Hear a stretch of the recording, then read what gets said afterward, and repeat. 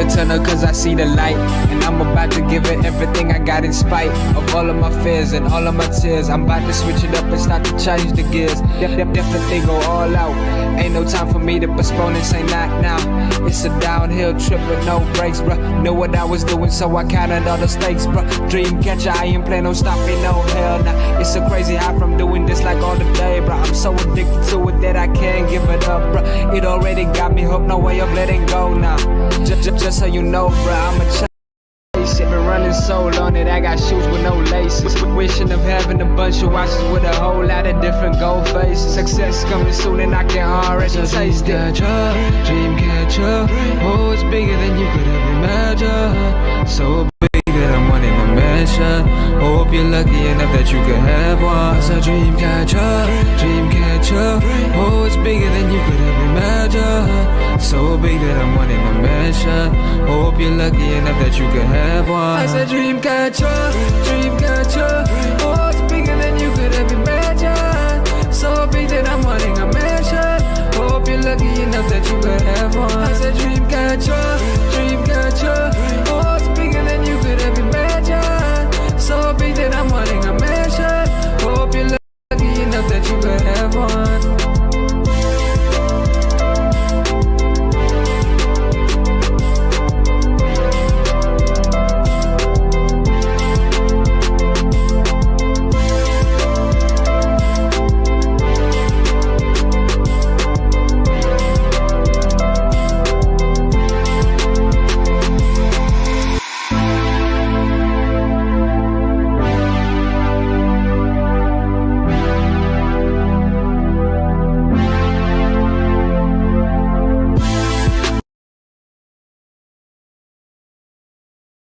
I'm a Raider, Oakland Raider, I'm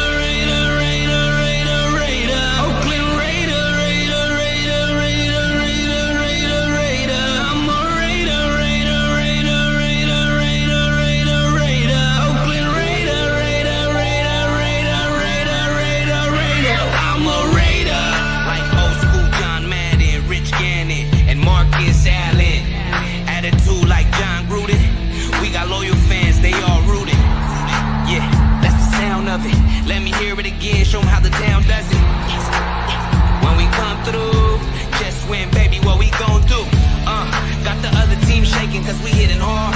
RP Jack Tatum and RP Al Davis. Never been a traitor. I'm a Raider, Oakland Raider, I'm a Raider, Oakland Raider. All I make is highlights, that was Crabtree. Whole crowd do the wave, do the max beat. And my favorite 32, that was Jack T. I look better in a silver and a black tee. When you thought we fell off, Raiders right back. Only one eye and win, eye patch. At the Coliseum, about to make the fire crack. All I make is hard hits like Khalil Mack. Yeah, D-Card, we stars. Bo Jackson, jersey number 3-4. I'm a Raider, Oakland Raider. From the Bay to LA to Las Vegas. I'm a Raider, Oakland Raider, I'm a Raider, Oakland Raider, I'm a Raider.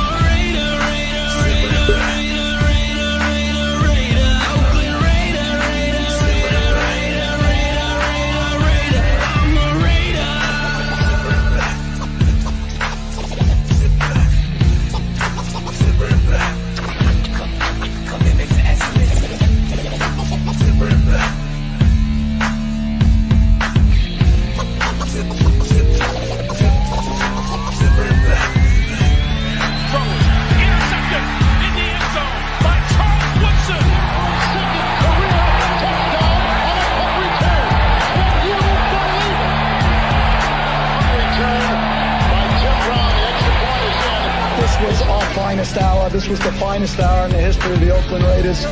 The Tom Flores, the coaches, and the great athletes. Your commitment to excellence and your will to win will endure forever. You were magnificent. Oh God, let me go in here and act like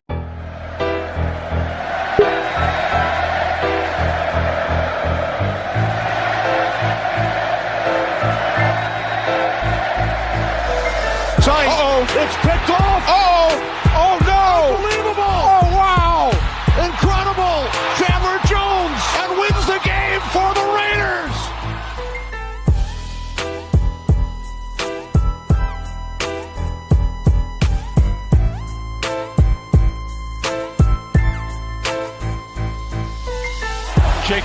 Jacobs with running room right up the middle. Jacobs is on his way. The Raiders are going to win this game. F. Destinazi Cortez Sultan now back to the stream. Adams chugging into the end zone for the touchdown.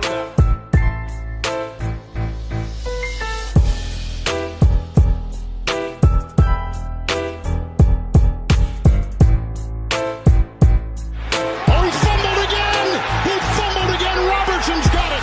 And he's got an entourage. By midfield. Got a block by Hobbs. And there he goes. He's got 6.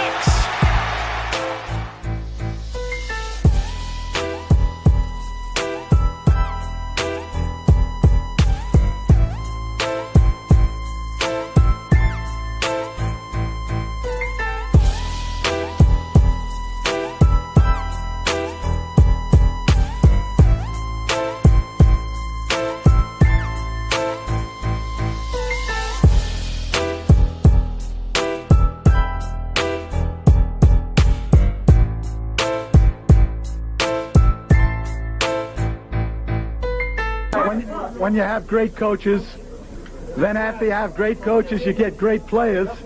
You have a great organization, and you tell them one thing. Just win, baby.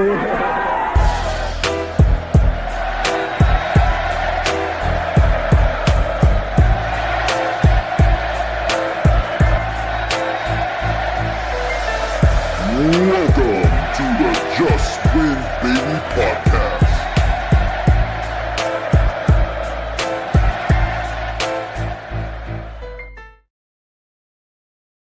Los Angeles, or if you from Las Vegas, Nevada. Looking like I'm going to a Raider game. No, I'm not the only one. Doing it like this since we was hella young. There's no better day than a day like today, when all we have in common becomes the Raider way. The pride from our culture and the poise is in our DNA.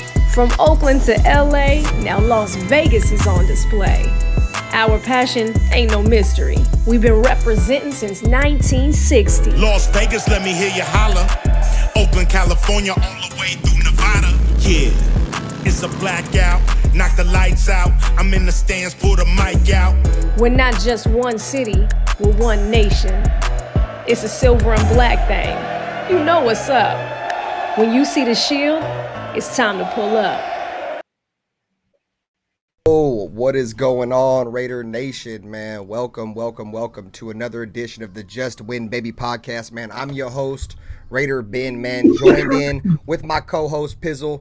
Jack should be here in a little bit. Nutty Raider Nate as well. Nutty Raider Nate's his son's not really feeling very well right now, so thoughts and prayers out to Nutty Raider Nate. Best of wishes to your little one. We have a couple guests up here tonight, man. Familiar, I'm sure you guys seen these guys before, man. This is a couple of my brothers, man, that we originally started a podcast way back when. We got the homie Raider Critique and the homie Hardcore Raider. What's good with you guys? Mike, man, it's been a while since I've seen you, bro. How you been, bro? I think Hardcore is lagging or something. And my shit's lag. My shit's lagging. I'm trying to pull it up my phone to see what's going on. I think Hardcore is lagging. What would you say in critique? Man, so you're all right, try it now. Yeah, we can hear everybody now. We hear you. You're probably on a delay, I think. I got that McDonald's Wi-Fi, bro. Jerry. Pizzle, man, what's good? What's good with you? Dig, what's going on with you, Hardcore? How you doing, bro? You two motherfuckers almost look like y'all could be brothers, gang. Pizzle and Critique. Y'all look like y'all related, goddammit. It's just a gray, bro. It's just a gray. No, don't do that. I didn't say that. The way I say it is that we're finally mature enough to grow into the silver part of our uniform. You feel me? You look like your connection's doing better, Hardcore. You're starting to clear out a little bit. You don't look all fucking grainy no more. Give a quick shout out to the chat, man. Make sure you guys hit the like button as you guys work your way in here. I will have some glitching, dropping links here in a second. My opinions in the building. Jerry Fuentes, what's good, man? Afakasi, my boy from down under. What's good with you, Ralph? Salute to you. Hit Stick Stepper. Aunt Six always trolling them guys, man. Always bashing them whenever he gets a chance. You know what I'm saying? What's good with you, Omar? Salute to you, bro. Hopefully you're doing well. Forgot if I had give a shout out to Ralph, but what's good with you, Ralph? Sal's in the building. Salute to you, man. Hopefully you're doing well. Wild Turkey. Nice to see you guys, man. Hopefully everybody's having a great Friday. Who else we got in this motherfucking manual? Salute to you, Brody. Who else we got in this motherfucking game? I did see Nutty Raider Nate in the chat too, so said he'll be up here in a little bit. Raider Fountain, man, what's good with you, gang? All eyes on G. Salute to you. So, anyways, let's just rip it off from the beginning. Let's just rip it off all the way from the beginning. Pizzle, what was your fucking thoughts on that game on Saturday, bro? What up, Charm City? What up, all Jack Kenna? I liked. I think Aiden O'Connell did a pretty good job. He gave us a pretty good first drive. I mean, he didn't score 7. Wish he would have. But, wish and wants, we get what we get. Gardner, to me, came out and had 2 great drives, right? The first one he threw a touchdown, and the next one, he drove him down there and handed the ball off for a TD. A lot of people didn't talk about that drive, though. They've only talked about the first drive. And then, he put up a couple of field goals. But overall, it is what it is. I thought Gardner held his own. Yeah. I thought the quarterback from the 2 quarterbacks from what I saw, dude, I really didn't have too many knocks on them. To be honest, I thought both of them played decent. I didn't like how the only knock I really do have, and it's gonna be on Gardner, and it's actually 2 knocks. It's gonna be on Gardner, and I know a lot of people are gonna be like, oh, you don't like Gardner. No, I don't really care who the quarterback is. I like Aiden, but I don't really care if Gardner wins. You know what I'm saying? So I'm not trying to bash and give y'all reason to not like him. But he escaped the pocket too fast. He doesn't really step up in the pocket. Like as soon as the play breaks down, he just instantly wants to run out of there. You know what I'm saying? Like you got to let your plays develop. So I didn't really like that very much. And then that fucking hospital ball that he threw to fucking the tight end, bro. What up, Navy vet? Salute to you. And me and Jack Bauer said it last night, bro. That hospital ball that Minshew threw probably lost him the job. Probably lost him that quarterback job because we already know Devontae's not trying to deal with quarterbacks throwing fucking hospital balls. He was complaining about it on fucking a TV show on fucking Netflix. So, well, he needs to man the fuck up and earn his paycheck, bro. That's all I can tell you. I mean, that's his job. He needs to go out there. You're not going to get hit. You want to go play flag football? I mean, what the fuck? This is the NFL, bro. Wide receivers have been taking bigger shots than that throughout history and never got up and cried. Yeah, but did you see the only wide receiver that ever cried about anything was not getting the ball? They want the ball more. I never heard about anybody taking a shot and crying about it, ever. I mean, when you take some of the hits Devontae took last year, dude, those weren't just your average hits, bro. Like he damn near got decapitated on a couple of those hits, bro. There's a difference between taking a hit and your quarterback throwing you a coffin pass, dude. Like literally trying to get you knocked out or get you hurt. And those are the passes that Jimmy Garoppolo threw, and that's the pass that Minshew threw. He didn't give 2 fucks about the tight end not even looking at that defender and that defender being able to blindside crack him, bro. He didn't give 2 fucks about that. He threw the ball and got his fucking receiver killed. I'm trying to make a play. That's his job. Yeah, I don't know. To me, I don't think we really have a quarterback problem, if you ask me. Yeah, me neither. I think we have 2 parallel quarterbacks. I mean, either one can get the job done, right? You know what I mean? They're above a B. I would say they're at least a B, right? And that's really all we need if we're going to have a top 10 tier defense. And I think we can have that. What I worry about, though, is the running backs. And I worry about our secondary and not our corners, our safeties. All right, Mulrig was fucking out of place 90% of the time in that game. And I don't know if I was the only one that saw it or not, but Mulrig out there taking players out. I ain't seen another Raider take out a fellow Raider since Jonathan Abram. And I saw that in that Vikings game. You know what I mean? On that run for the touchdown when they're trying to take down the running back, Morig just ran right through his teammate trying to make that play. Yeah. And his teammate could have very well made that play. I mean, to me, I think we've got a problem at safety. I think that, and I don't think it's nothing that we can't fix, but it's, you know, I do think that there is an issue there. Like I would that and the offensive. You don't like Trayvon? You don't like Trayvon? I think Trayvon's playing good as fuck right now, bro. To me in that last game, he looked. I thought that last game, dude, he looked like he might be a Pro Bowler this year, dude. Because my biggest knock with Trayvon Merrick was his lack of being his lack of tackling ability. You know what I'm saying? Because he's not really known for being a tackler, dude. He got up in that game last game, dude, and he was making a shit ton of tackles, bro. I'm not a stats guy, so I didn't see his numbers, but I'd be willing to bet that he'd be up there with probably leading the team in tackles in that game against the Vikings. And that's not his game at all. You know what I'm saying? Jack Kenna critiques my boy, bro. I've known Critique for over a decade. But yeah, man. Yeah, a long time, man. But yeah, man. What's your knock on Trayvon? I'm interested, because I haven't really found anybody that don't really like Trayvon's game. Just out of position, man. Think so? You know what I mean? Most of the damn time, he looks like he's out of position. Or maybe that. I think that can be tightened up with just, you know, reps. You know what I mean? It's to me, he's streaky. Sometimes he's really fucking good, and then other times he is just nowhere near the play where he's supposed to be. You know what I mean? And it's just, you know, it's only sometimes. It's maybe 25% of the time. And no, I'm not comparing him to Jonathan Abram because he's a much better safety than Jonathan Abram ever thought about being whatsoever. Because Jonathan Abram was let's be real, he wasn't that good. All right, and he was reckless. What up, Father? Now I'm not saying Morig is reckless, but I'm saying that, man, I want to see more. If it's anybody in the secondary I'm worried about, it's those safety positions. You know what I mean?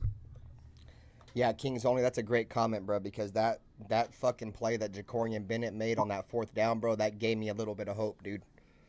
Because you guys know I was not a fucking Jacorian Bennett fan at all, dude. He didn't get much playing time in that last game, bro, but that play that mattered to stop them, to keep them out of the end zone on 4th down, he had a one-on-one situation with that wide receiver. He went up with it and batted the ball down. That was a great fucking play, bro.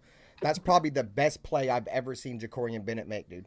Because usually I don't never see him make no fucking plays. Usually I see the back of his jerseys or yellow flags being thrown, but nah, he looked good. What up, Hardcore? Your shit working?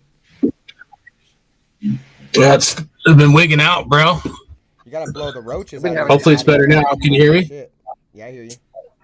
What's that? I said, yeah, we can hear you. You're on a little bit of a delay, though. Yeah, my kid's playing Xbox, so they're probably eating up all the megabytes or whatever the fuck. You got to get that hard wire, bro. You got to get that wire straight to your computer, gang.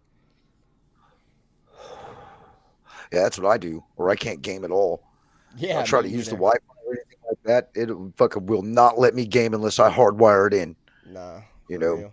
Hey, and I do agree with that comment. All eyes on G. Bennett was lucky that he let go because they could have called it, bro. And I'm not gonna lie, gang. That pass that Jack Jones, when it was overthrown, I believe it was like maybe their first drive or their second drive. Fucking Jacorian Bennett got torched, dude, and he grabbed on, and they didn't call it, bro. I'm not gonna lie. There was some players that there was some plays that could have got called on us, dude, in that game, and I honestly didn't see very many. They kind of let the guys play.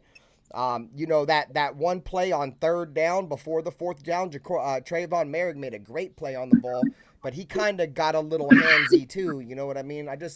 I think they let him play, but it's going to be interesting if they continue to call games like this going throughout the regular season, because I'm not going to lie, like that one pass, Jack Jones was cooked. And he did exactly what he was supposed to do, bro. Just grab on. Like, if you're going to give up the touchdown, bro, just grab on and yank him to the ground or something, dude. Don't just give up the touchdown. You know what I'm saying? Yep. And I love the way they played, man. That bend, don't break mentality was great. That's what I said. Motherfuckers was knocking that we gave up points. Shit, that's what I want to do. If our defense is going to let them go down, you got to lock up at the most important time. And that's what they did. Right. And, I mean, they only got, what, 3? Mm-hmm. So, And they didn't even get nothing. They went for it on 4th down and fucking failed, didn't they? Yeah, you're right. Yeah, they didn't get shit off that drive. Exactly. So AOC fucking drove what, 96 yards down the field for a field goal? Yeah, bro. We start on our own 5-yard line against their starters too, bro. I don't think we're gonna have a problem at quarterback, man. As long as we can get the ball out, and as you would say, hospital balls. Minshew is known for throwing hospital balls. I know he is. Even over in Indianapolis, you know what I mean? It just ever since Jacksonville, he's been throwing hospital balls. You got that dude fucking killed last year. I want to be good in the red zone, bro. I want touchdowns. I don't want field goals anymore, bro. Well, we all want touchdowns. Are you still blaming that sack on Aiden O'Connell? If that was Minshew in that same position, if that was Minshew in the same position, his ass would have got sacked too. It was the line, man. The line crumbled. Yeah, anybody with eyeballs can see that fucking left tackle completely just shit the bed. He was on his hands and knees. Ball. He didn't field. It's his blind side. What do you mean he's supposed to throw the ball? He got hit twice like that. He had just got hit from the blind side like 2 plays before that. That pass that he threw to Brock Bowers when Brock Bowers was lined up at fullback that converted a 3rd down, dude, he got smashed on that play by the same guy, dude. Andres Pete is trash. What up, Cool Kev? Salute to you. I mean, if you're going to go out there with that offensive line, you might as well start Minshew because old buddy ain't running away from no fucking free rusher to the quarterback. I don't think it's really going to matter who we start, though, man. They're both parallel. Yeah, as long as we don't turn the fucking ball over and we protect him, we're going to be good. Right. We need to protect him. Let whichever quarterback is back there, give him some confidence. Give him some time to throw the ball. That would be ideal. Colton Miller being down, dude, that kind of hurts. Yeah, I think as long as Colton Miller's back week 1, we're going to be all right. I'm not really sweating off Colton Miller. I am glad that we got Jackson Powers Johnson back, though. We did get Jackson Powers Johnson back. He returned back from the That's news to me. Yeah, I think he returned back like 2 days ago. He hasn't been practicing like full contact. They got him in a red jersey, but he's back at practice. So at least he's out there, right? Yep. And he's a really good prospect of ours. You know what I mean? Would you guys give Minshew the job on what you've seen so far, or would you? See, I wouldn't either for the simple fact they gave him $25 million to come over here, and he's barely parallel with AOC. That's what I said. I don't think I'd give him the job. If he's so good, why is he struggling to beat out Aiden O'Connell, who's a fucking 4th-round pick, 2nd-year player that a lot of y'all think are shit? If Aiden O'Connell sucks, then what is Minshew? Because Minshew ain't like Minshew's winning this shit by a landslide. He's struggling.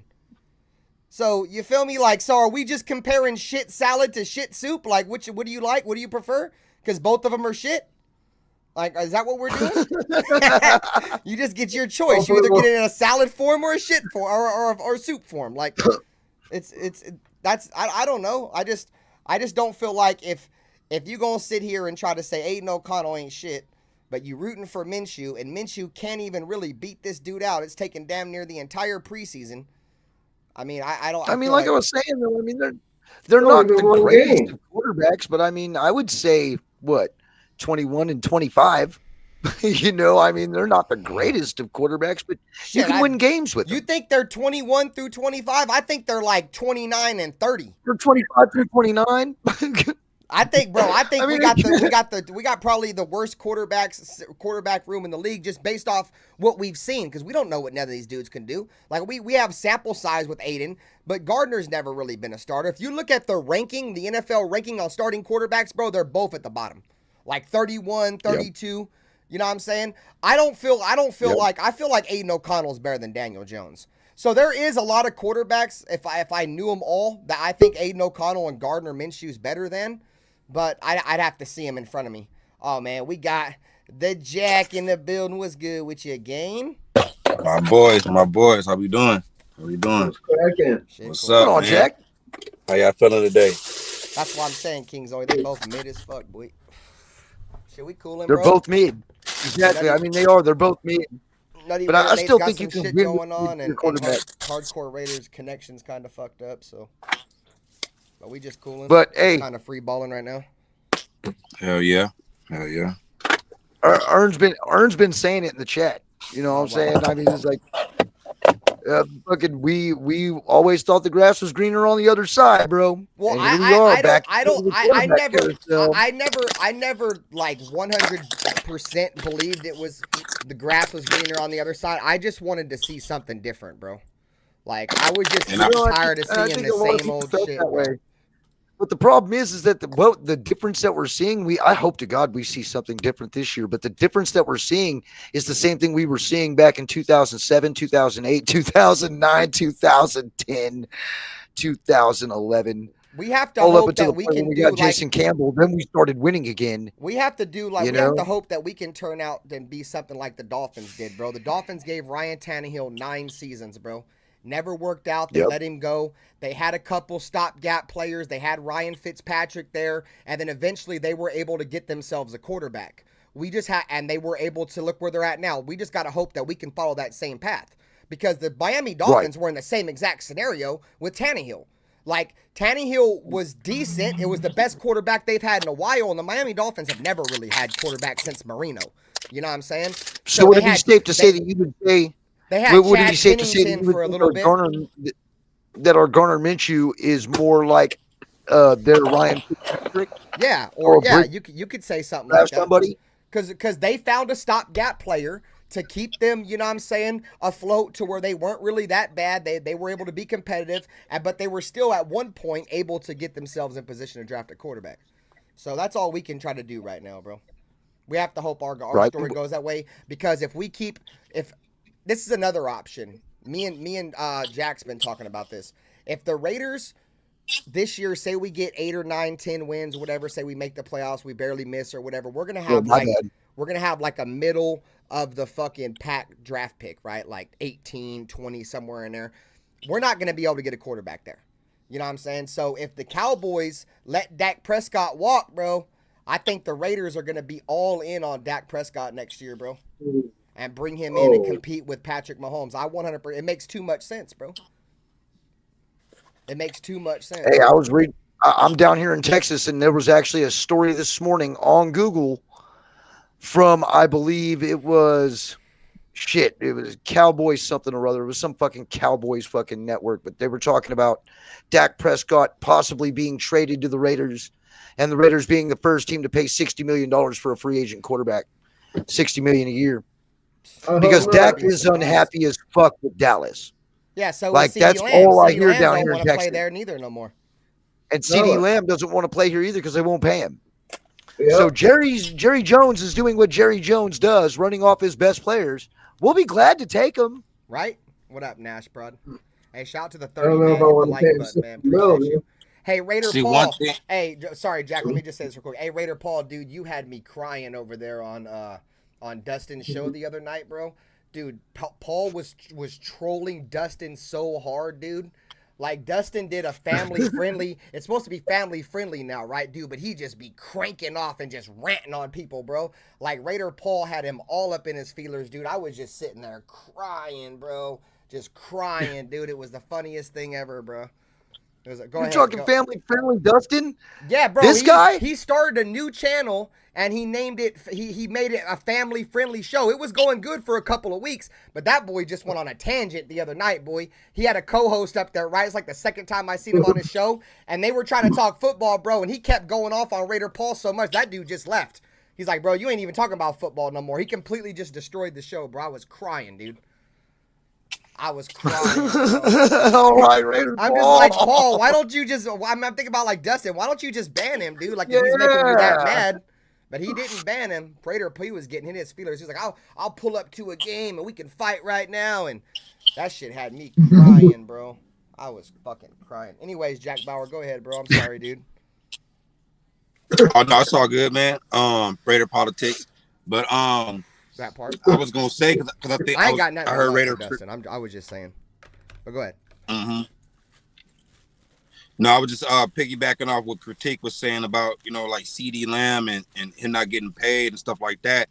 And that's one thing I can say that actually I do like about the new Raiders is that we are willing to pay, you know, if you're a top talent, you know, Devontae, Max, Christian. Now, if you're available and the money's there, I don't think we mind paying. And I like that. So if CD becomes available or any other elite player becomes available, I like now that the Raiders are not scared to try to go after those guys, man. So, that's just, in the future if Devontae leaves or, we have the opportunity to get elite players with the salary that we got available, shit like that. I just like that about the new. In the Raiders of old, we always tried to get bargain players on the back end of their careers. We never really went for a big fish. But now with us being in Vegas and a little bit more revenue, I can see they starting to turn around a little bit. That's all I'm saying with that. But as far as like the quarterback shit, man, because I came in, I think I was talking about the grass is greener. So I'm just gonna go out on a limb and guess I was probably talking about DC. Like a lot of people wanted DC going or whatever. So I'm guessing. And I'm kind of with you on that, Ben. Like my thing was like DC wasn't never the worst quarterback. He wasn't never the best quarterback. But I was like you. I didn't think it was greener on the other side. I just was tired of seeing the same shit over and over and over from the same person. At some point in time, I wanted to see us try it a different way, man. And I'm not going to sit here and complain about Aiden O'Connell right now, having him and not having DC, because, bro, DC's still fucking trash. I mean, he's still fucking up. You know what I'm saying? So, like, I've closed that book, man, and I've went to the future, bro. So. Yeah, see, this is. Are you there, hardcore? You good? You on a delay still? Yeah, this shit's still lagging. My guy is all over the place. My guy. But no, man. How the Raiders released Anthony Brown today, guys. I don't know if you guys kind of knew that was coming. I kind of knew that was coming when we got Peterman, bro. I'm like, oh yeah, he's gone, as soon as bro. we signed Nathan Penisman, yeah, fucking Nathan Penisman is back. That wasn't a surprise. They're gonna keep Carter Bradley. They're gonna put him on the practice squad. I already know how this is gonna pan out. It'll be Carter Bradley on the practice squad. Peterman will be our third string quarterback, and then it'll be either AOC or Minshew as the backup. You know what I'm saying? So he said, "Fuck Justin, Ozzie, Cortez, and Sultan." Back to the stream. Fucking on 6 full. F. Dustin Ozzy Cortez Sultan now back to the stream. Are you guys surprised they let fucking Anthony Brown go? Like, how y'all feeling about that? Because I know there was some Raider fans that said this motherfucker might end up being the starter. I told them they was crazy as hell. Man, them the type of Raider fans, bro, that really don't need to be giving their opinion. But like honestly, him getting cut. Shut your fucking mouth, boy. Fuck you on. Trying to hear that. Him getting yeah, for real. Him getting cut ain't a big deal at all. Like, it's not a big deal. He's a third string quarterback. He wasn't going to play anyway. So, I mean, come on now. What we talking about? You know what I'm saying? We already know fucking Gardner Minshew struggling to fucking get the starting job. What makes you think this dude even had a shot? You know what I'm saying? Just because he was mobile? Man, come on. You know what I'm saying? Yeah, so, I don't feel... It's not a big deal to me, Yeah. Or a surprise, I should say. Not a big deal, but it's not a big surprise. It's just the natural willings and dealings you'll have in training camp. Third string quarterback getting cut. Surprise. Not really. That shit is happening all over the league today, tomorrow. You know what I'm saying? I mean, what did he go? 0 for 3? 1 for 3? Yeah. He only threw the fucking ball 3 times. And if his ass would have went 10 for 10, he still wouldn't have been a starter. He was barely touched. Listen. You feel me though? Let's keep it a buck. And that's still not been the starter. Let's keep it 1,000. He wouldn't have been. Yeah, he did have a fumble too, my opinion. I forgot about that. Hey, shout out to the 40 people, man. Hit the like button, and subscribe. 2 subscribers away from 900. Appreciate you. Let's do it, man. Hey, Charms, you got fucking you know how to look up links, right? Go to Critique's channel and post his link. I think Aunt might know how to do it too. Those are only mods I have in here. Critique is a mod. Hey, Critique, if you have another tab, you can post your own link. Yeah, you can post your own link, bro. But yeah, man. Yeah, you already know. I don't do that, bro. You know what I mean? I don't do that. It's kind of. I've been following Critique for years, man. I'll post my own link, man. Yeah, come see me on RaiderBen from RaiderBen. I'm not a fucking bitch. You know what I mean? Like, that's fucked up. Bro, you my guy, dog. Jimmy. You gotta Hey, whatever happened to Raider Gun critique that we used to run with? Raider Gun. Shit, that's me. That's him, bro. Oh, that was you? Who was that dude you used I'm to Raider run Riot with? Gun, baby. Who was the that's other Nathan dude you used to Gunn, run bro. with? The Raider youngster? Scream? Yeah, Scream. Yeah, my bad. Scream. Yeah, what's up with him? You straight? Scream, man. He's What still happened, around, Gunner, bro. babe? Hell Yeah, he's still around. What up, He's our hardcore? chapter president. Hell yeah, I remember y'all used to go up. Yeah, man. Hey, I'm still. Hey, Scream, I ride or die with, but dude, like fucking, I'll always be with that dude. That's like my right hand man. You know what I'm saying? Like when it comes to like I know him on a personal level. You know what I'm saying? We're more than just Raiders. We're brothers. That's so right. it's just like it fits well that we hold the same, you know, the same credentials, and we kind of hold the same pride, poise, family first. You know what I mean? So we agree on a lot of shit. That's right. But Scream was cool, man. you know what was funny on how I met him, bro? I didn't meet him in a game or nothing. He was just riding through town, bro, and he's got this fat ass Avalanche.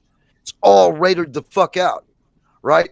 Like, I mean, it's got the Booster Club. What it used to be was just the Oakland Raiders Soldiers Booster Club. That was posted all over the side. Thank you. But he got this white Avalanche. It's just decked the fuck out in Raiders. So when I saw him, dude, I just fucking leaned out the window. What's up, motherfucker? Fucking pulled him off to the side and then took pictures with him in front of his fucking truck and shit like that. And that's how I got to know him. Oh, that's sick. Next thing you know, we're fucking going to games together. Which, that shit was badass. You know what I'm saying? Hell yeah. But yeah, he's still around. He's still around, but he's doing chapter president shit. So he's busy all the time. That, and of course he dealing with family. So can you guys hear me all right? Yeah, I hear you. Can you hear us, gang? Yeah, I can hear you good, man. Good, bro. That's good, man. What's good with you, dog? Glad your shit's working. I had to go. No, I just on my phone, bro. I don't know. My laptop, or I got like my two boys playing games on the fucking Wi-Fi, and you said it was you got on like your one laptop? son. He's like, yeah, Oh, you gotta stop watching porn on that shit, bro. It slow your shit down, gang. It's hard to do streams on it. no, man, I'm just kidding. dude, we've been experiencing sunspots That's over the here in the phone's middle of the for. country, been fucking our internet up. But no, I wanted to say My what shit up was to the happening chat. yesterday. Shit was cutting out. I never even got to say what up to the chat. So just want to say what up, everybody. I'll be honest about the game, bro. I didn't get a chance too much to watch it. I had to work, so I was watching it. It was just like when the play would start, I'd watch it and then go back to work and then watch the next play. But I wasn't like fully zoned in. What I briefly saw from O'Connell and Minshew, I thought was all right, man. I mean, I know there's a lot of Raider Nation, dude. Like, and maybe it's like understandably so, like our hesitation on Aiden O'Connell. But the dude was a rookie last year.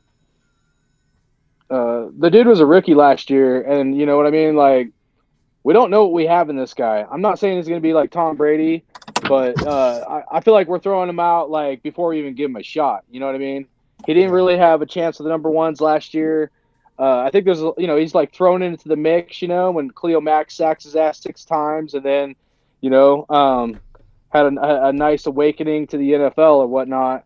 But then after that, I thought last year we saw some moments with Aiden O'Connell. So I'm not giving up on the dude. And for anybody, I'm sorry, dude, I'm not going back to Derek Carr. I don't even want to talk about that shit, man. that dude, he's not worth 35 plus. He's not worth 35 plus mil, dude. Like I've said for years, dude. And Dak Prescott ain't worth 55 plus mil, man. These guys are high on crack paying Salute to you, bro. some of these dudes some of this money. So that's just where I'm at. I hope O'Connell does good if he's the starter, but I just think we need to tone our shit down a little bit and let's give the dude a shot and let's see what happens. You know what I mean? It's his second year, dude. It's not you know what I mean? That's my standing. That's my standing with it, hardcore. I feel like for where we drafted Aiden O'Connell last year, and for him to be in a position that nobody expected him to be in, I'm sure he didn't expect himself to be in that position. He knew when he was drafted by the Raiders, he had Jimmy Garoppolo here that was already the designated starter. They brought in Brian Hoyer, who not only they made him the backup, but they gave him guaranteed money. So he was undoubtedly gonna be the number 2 quarterback. So Aiden already came in this bitch like, okay, call me number 3. You know, I can go in this year, you know, kind of learn a little bit. You know what I'm saying? Work on my craft or whatever, and then we'll see what happens next year. Well, you know, then you have catastrophe. You know, good thing for us though, because it really helped us. But like catastrophe for you know, an organization and players, like you don't want to fire your coach. But you know, now he loses his head coach. You know what I'm saying? He loses his general manager. There's a flip of coaches. There's a light tweak in playbooks. Now you're the starter. Now you're the starter, bro. Like Jimmy Garoppolo just got benched for you. Go out there and play. Did he have some downs where he didn't look good? Yes, but in my opinion, that's to be expected from where he was drafted, the position he was drafted, and everything against him, dude. He shouldn't even been in that position anyways. But the fact that he gave the Raiders a chance to be one game out of the playoffs as a rookie quarterback that was drafted in the 4th round with all that shit going up against him, end up being the second best rookie quarterback in the National Football, or the second best rookie quarterback that year in the National Football League, bro. That says a lot, bro. That's why I What gave up, him Blake an A. Show? When we gave the grades, out, and I gave Aiden O'Connell an A, everybody laughed at me. And I them all the reasons you stated were all the reasons why I gave him an A. Yeah. Now I ain't gonna lie, I've been critical of Aiden O'Connell only because did he overcome odds and all the stuff that you said? Yeah. But I still see the ceiling of him not being very high. You know what I'm saying? I'm just projecting it. That's just my opinion. I just don't think he has a high ceiling. Is he going to be decent? Do I think he can be a decent quarterback? Absolutely. And I still gave him an A+ because I think he overcame a lot of obstacles that most pros probably couldn't even overcome. Yeah. So and his starting game, he's going against Khalil Mack. And, you know, since everybody wants to talk about Carr still, you know, Khalil Mack wanted that ass because he's wearing number 4, and because of what the Raiders did to Derek Carr. You know, 100. Yeah, you know, so he wanted that pay. Yeah, he wanted that payback. But like, you know, so people will point out the Minnesota game with Aiden O'Connell and be like, well, he can't even score a touchdown. Yeah, he didn't do good that game. But a lot of any offense, the offensive line has to do their freaking job, dude. You know what I mean? And if he's gonna go and lay an egg like he did in Minnesota, and then the next week he comes out and he did ball out against the Chokers when we got 63 of them things. I mean, shit, man. I know part of that was on our defense, but Aiden O'Connell did good the following week. But like, you know what I'm saying? Like, if he would have flopped, okay, so say the Minnesota game happens, Aiden O'Connell comes out, he flops the next week, then that worries me. But the fact that he came out swinging and fighting, that to me shows like pride and poise. And so like, I'm not gonna like throw him out of in the bathwater yet, you know, even though he's not a mobile quarterback. But let's be real, he's only gonna do as good as our offensive line does. Yep. Because we need that offensive line to block for him because he's not mobile, but that's not his style. But he can throw the ball accurate. Like he does. He at times he has an accurate ball, man. Yeah, he does. A big arm. Yep, and we don't need no left tackles completely missing their assignment, getting the quarterback hit in the back. Yeah. I don't give a shit. No quarterback's going to survive if you're going around, if your defensive end is going around untouched. Lighting up your quarterback, he's getting that literally both of those plays. He got hit twice that game, y'all. The same way. The first time he got the pass off. Hey, I know. You know what I'm saying? I know for sure Aiden O'Connell threw 2 touchdowns to Trey Tucker in that game against the Chargers. I can't remember off the top of my head because I smoked too much tree. But I know for sure those. Okay, he had 4 touchdowns. Well, 2 of them G things went to Trey Tucker. Who else went? I think DA caught a touchdown in that game, and it was probably the other one was probably Jacoby Myers, bro. I don't remember, but he threw 4 touchdowns. He definitely threw a shit ton of touchdowns in that game. Because I know Trey Tucker beat the brakes off of Derwin James. I look at it like this, bro. Like y'all should like at least kind of want to root for Aiden after what he just did to our division rival. Like, dude, he just put 63 on the Chargers, bro. Like that'll probably be the worst beatdown they probably ever take, dude. And we put that shit on him with Aiden. You know what I'm saying? We put that shit on him with Aiden. You feel me? So, like, four touchdowns, a good amount of touchdowns in the game for a 4th round rookie quarterback. Come on, bro. against Joey Bosa and Khalil Mack, who last time fucking took his lunch money and sacked him 6 times. Fuck yeah, that's a hell of a game. Like, oh, you motherfuckers ain't doing this shit again. Illuminor didn't let Khalil Mack get 1 sack in that joint, bro. Not one. I don't know. Like, I mean, and this isn't no knock towards Minshew. There's more aspects of Aiden O'Connell's game that I think are better than Gardner Minshew's, bro. Like, because Minshew. Go ahead. I was gonna say, just because Minshew has a little bit of scrambling ability, that don't de facto make him better than Aiden. Just because Aiden doesn't have that ability alone.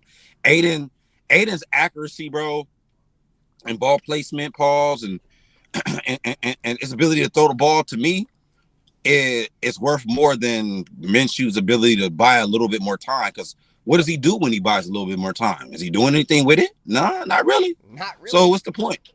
Like, what's the point? You ain't buying them times and throwing the bomb downfield where it's like, oh man, if Aiden could do that, like, bro, you're buying time and just throwing it out of bounds. Yeah, he had 4 touchdowns, bro. Huh? Yeah, okay. Yeah, I knew when he said how many points did he account for, I'm about to say I know he had a good game in that game, bro.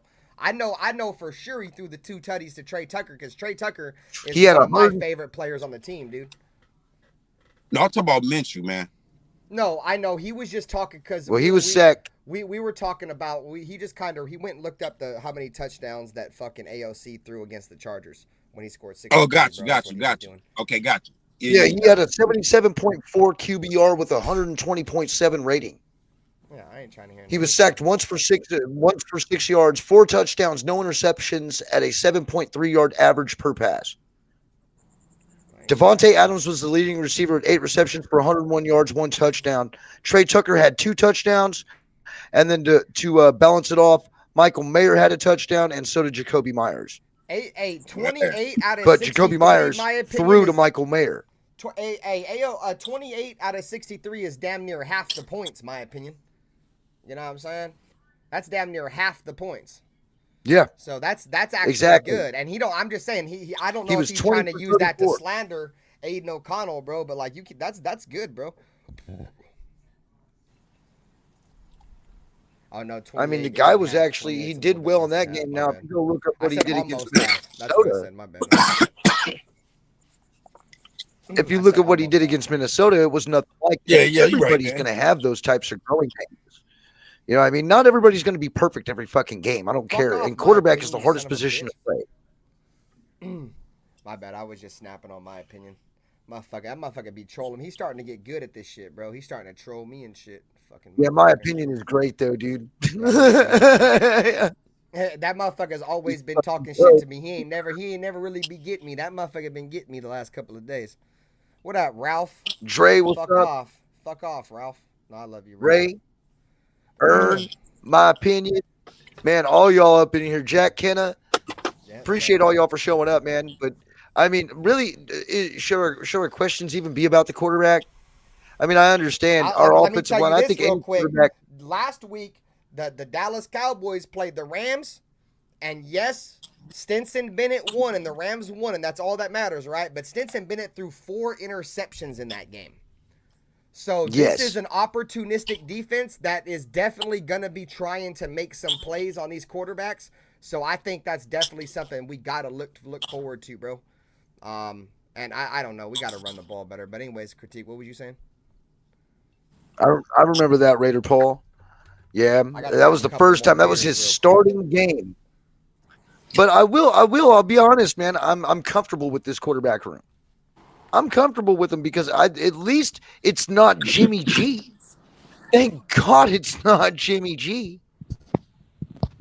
Now, what about our running back room? Are you guys sold on Zamir White? Fuck no. See, me neither. I'm not sold on Zamir yet. I do not fuck with Zamir White. I want to see some Dylan Labe, man. Like straight up. I want to see Dylan Labe with a good offensive line, bro. They put him out there with some motherfuckers that couldn't block for shit. We got some he was getting hit behind the line. Yeah. Hey, Ern. I just feel like we have a better chance to compete in this division than the fucking Saints with Derek Carr. Quarterback room.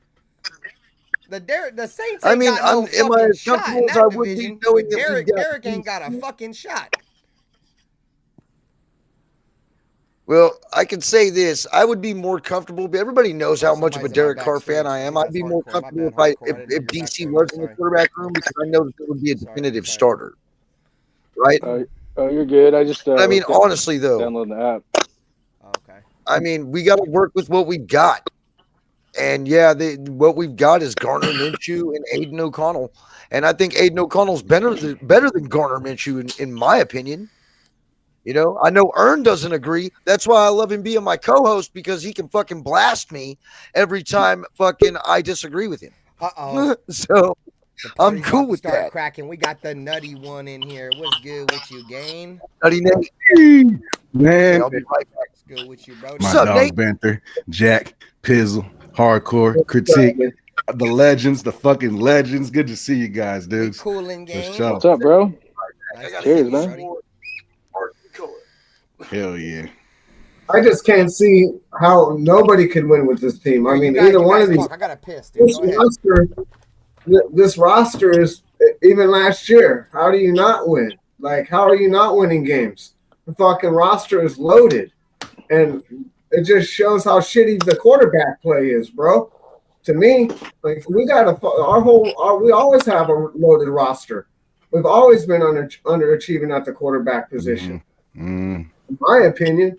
But we've sucked in the draft for so long, Pizzle. I don't agree with that at all. We've never really had a base or a foundation and kind of just put pieces together. Block the game out. Mediocre quarterback play, bro. Mediocre quarterback play for the last, I don't know, at least 20 years. Am I skipping? You hear me, Pizzle? Yeah, I hear you. Oh, I'm okay. like, you skipping. You're good. All right. Yeah, bro. How you guys chopping it up? I've been watching. I think my opinion on the game this past one, I was a little upset with the lack of preparedness. I feel like we weren't prepared from the gate, bro. From the fucking very first kickoff of the season, we didn't line up in the right position. That's a bad sign, in my opinion. Coming from the couch, I'm like, what? You guys are unprepared. You guys are fucking lackadaisical, and he just kicks it out of the back of the end zone like he don't know the rules. Like, you guys didn't go over this at all during the offseason. You guys were busy going on each other's podcasts and trying to get your numbers up. Meanwhile, we got new rules in place, and you guys don't know the rules yet. I was disappointed. I was disappointed. So I was wondering why the fuck Carlson kept getting a bunch of goddamn flags. I'm like, dude, what the fuck is going on? Yeah, because I kind of don't really know the before rules. That, yeah, exactly. So when I started seeing flags all over the place, I'm like, what the fuck going on right now? I hear you, but I'd rather it be preseason than regular season. Get all that shit out of the way now. But still, though, I get what he's trying to say, though. Like, we should. No, there's that in my opinion, that shows lack of leadership, dude. Like, what the fuck? These motherfuckers don't even know the rules. Disappointed, bro. Disappointed. I Like, was so disgusted. That should be from the top, dog. Like, you don't know the fucking rules. I was disgusted. That's what he's trying. And I get that. I get that. You know, you work those things out in the preseason, right? But the fact that we didn't even know that. Millions of dollars at stake here, and fucking we're just going through the season like unprepared. That's what I said right away. It didn't feel like it was a good showing, in my opinion. The turf monster killed us a few plays. The turf monster got us. Could have prevented some big plays. I'd like to see our guys adjust to that a little bit more, but it's the first game of the season. They got to get the right cleat size. They're not used to playing on the turf quite yet. They've been playing on their nice natural home grass in California and in Vegas. Costa Mesa, they had grass, but yeah, that was probably the first time they seen grass, so they were tripping and flipping all over themselves, including the offensive linemen. Andre James, Blaze, bro. I felt like that sack that he gave up on Anthony Brown right off the rip, like he got burnt kind of bad, but it kind of looked like he lost his footing or something kind of on that because he got beat kind of bad. Yeah. His foot got stuck in the turf. I guarantee it. He couldn't get the kickoff like he wanted. He was off balance and said goodbye to your ankles if you try to get through that. Yeah. Andre James was disappointing, guys. I'm so disappointed with him. He looks like he's just out there fucking going through the motions. He's good. He's stout against the bull rush. He's stout against the bull rush, but watch him after the plays, and he's just standing around most of the time. He's not blocking anybody. He's just kind of standing around, just kind of I ain't digging it, bro. I'm sick of Andre James. I couldn't help but fucking nitpick his game. He had a couple solid plays, but I saw a lot of him standing around. I want to see him fucking get more active, especially with all the shit that they said. Oh, I can't wait to hit somebody. Like, oh, I didn't really see you waiting to hit nobody, motherfucker. Yeah. You know what I mean? So, Andre James got to step it up. I'm just kind of going through some of the notes I took, but I don't want to take over the show. Go ahead, Ben. No, you're good, bro. Because I got everybody's opinion on the game already. And I'm not gonna lie, bro. Like, my opinion, dude, you're a fucking narcissist, motherfucker. And you want to know why I say that? Is because you know everybody's gonna say my opinion, bruh. You feel me? Like, I'm weird. I think weird sometimes, bro. So it's like every time, hey, bro, you know, this is my opinion. You gonna think they talking about your ass. We ain't talking about your ass, in my opinion, son of a bitch. Anyways, I forget what the fuck I was talking. I went on a rant, bro. But anyways, we were just kind of recapping games and shit, bro. I just know the defense, dude, they definitely didn't come out looking like they wanted to play, bro. None of them starting motherfuckers, bro. Besides Jack Jones. Like, Jack Jones looked like he was ready to go. Like, I don't mind Max Crosby for kind of just, you know, taking it back, you know what I'm saying? Like, but like I ain't gonna lie, Trayvon Merrick too. Trayvon Merrick looked like he was balling out there. I know Critique thought he was out of place and shit at times. I thought. Well, actually, I just got to play. Hey, I need to contradict myself because Apikasi picked the play that I was talking about, and he actually sent it to me on Instagram. He's been over here preaching about it in the chat the whole time ever since I said it. It was not Trayvon Morig. It was Jaden Grant, number 40. No, you're talking about on that run play? You're talking about that long ass run play? It was not Morig that I saw. Yeah, right. That wasn't Trayvon Merrick. No, who was fucking that was bro. Hey, Nutty like Raider Nate. No, Nutty Raider Nate. That's the first motherfucker I sent the video to. I was like, look at this long ass run. I didn't know who that dude was. I asked Jaden Grant. Yeah, dude. Yeah, Jaden Grant. Terrible angle, bro. I was like, cut him now, bro. Like, player. Yeah, he's not making it. That was one of the worst angles I've ever seen, bro. My dumb opinion. Okay. No, Trey, dude, I'm not gonna lie to you guys. But on that same play, way too much fucking weed sometimes. On that same play, Masterson hit the wrong hole. Brian Young tackled Masterson. It was a terrible play all around. 3 or 4 guys fucked up on that play. That's why all those guys are backups, right? Dude, the big pass plays we gave up were fucking terrible too. Yeah, our depth at corner is shit. Yeah, who's that one quarter Devonshire? Like, dude, motherfuckers was saying he was supposed to be pretty good. He got his ass burnt. Like, I'm not gonna lie, D-Mac Richardson got burnt too, but nobody was really talking about him. I heard a lot of people bumping up MJ Devonshire. The first game, boy, he got his boots cooked. You know what I'm saying? Like, yeah. Let's be real though, guys. Let's be real. Let's keep it all the way at being right here, right? All the way at being there, right? So offenses are always usually ahead of defenses in the preseason because a lot of defense are kind of still learning their shit, right? Dude, JJ McCarthy was the quarterback that was doing that to our backups. That dude's a first round fucking pick. Obviously, he got hurt, you know. I wish him well. He ain't in the AFC, so I don't give a fuck about him. But, you know, he was expected to do that to us. So that's why I'm not really mad. What pisses me off is the fact that we couldn't stop the run. That's what killed me, bro. Because we're supposed to be this physical football team, and shit like that. If we can't stop the fucking run, bro, we are gonna have I'm telling you right now, if you can't stop the run, you're not gonna win in the National Football League. Point blank fucking period. I don't give a fuck if Christian Wilkins and Max Crosby and Malcolm Kuntz can pass rush. If we cannot contain the edge and our defensive tackles cannot get off the blocks and our middle linebackers cannot get off blocks, the teams are going to run all over us. They're not even going to have to pass on us. And when they do, they're going to go play action, and it's just going to be bombs over Baghdad. You know what I'm saying? They're just going to blow our whole shit off, bro. You know what I'm saying? Like, this shit, this shit is cookies, bro. That was the biggest weakness of our defense last year, if you though. can't You know? stop the run. Go ahead, Hardcore. Go ahead, bro. I was just gonna say real quick, that was our biggest weakness on our defense last year, was stopping the run. So it's kind of the same thing, you know, so far this year. Yeah, if you can't Real stop talk. the run, it comes. All right, so the recipe to winning football games, you know what I'm saying, is very easy. You know what I'm saying? It's if you got to run the football and stop the other team from running the football. If you do that, you're gonna win a lot of fucking football games. You know what I'm saying? So we didn't look good at stopping the run, and I didn't like anything I liked from Zamir White, bro.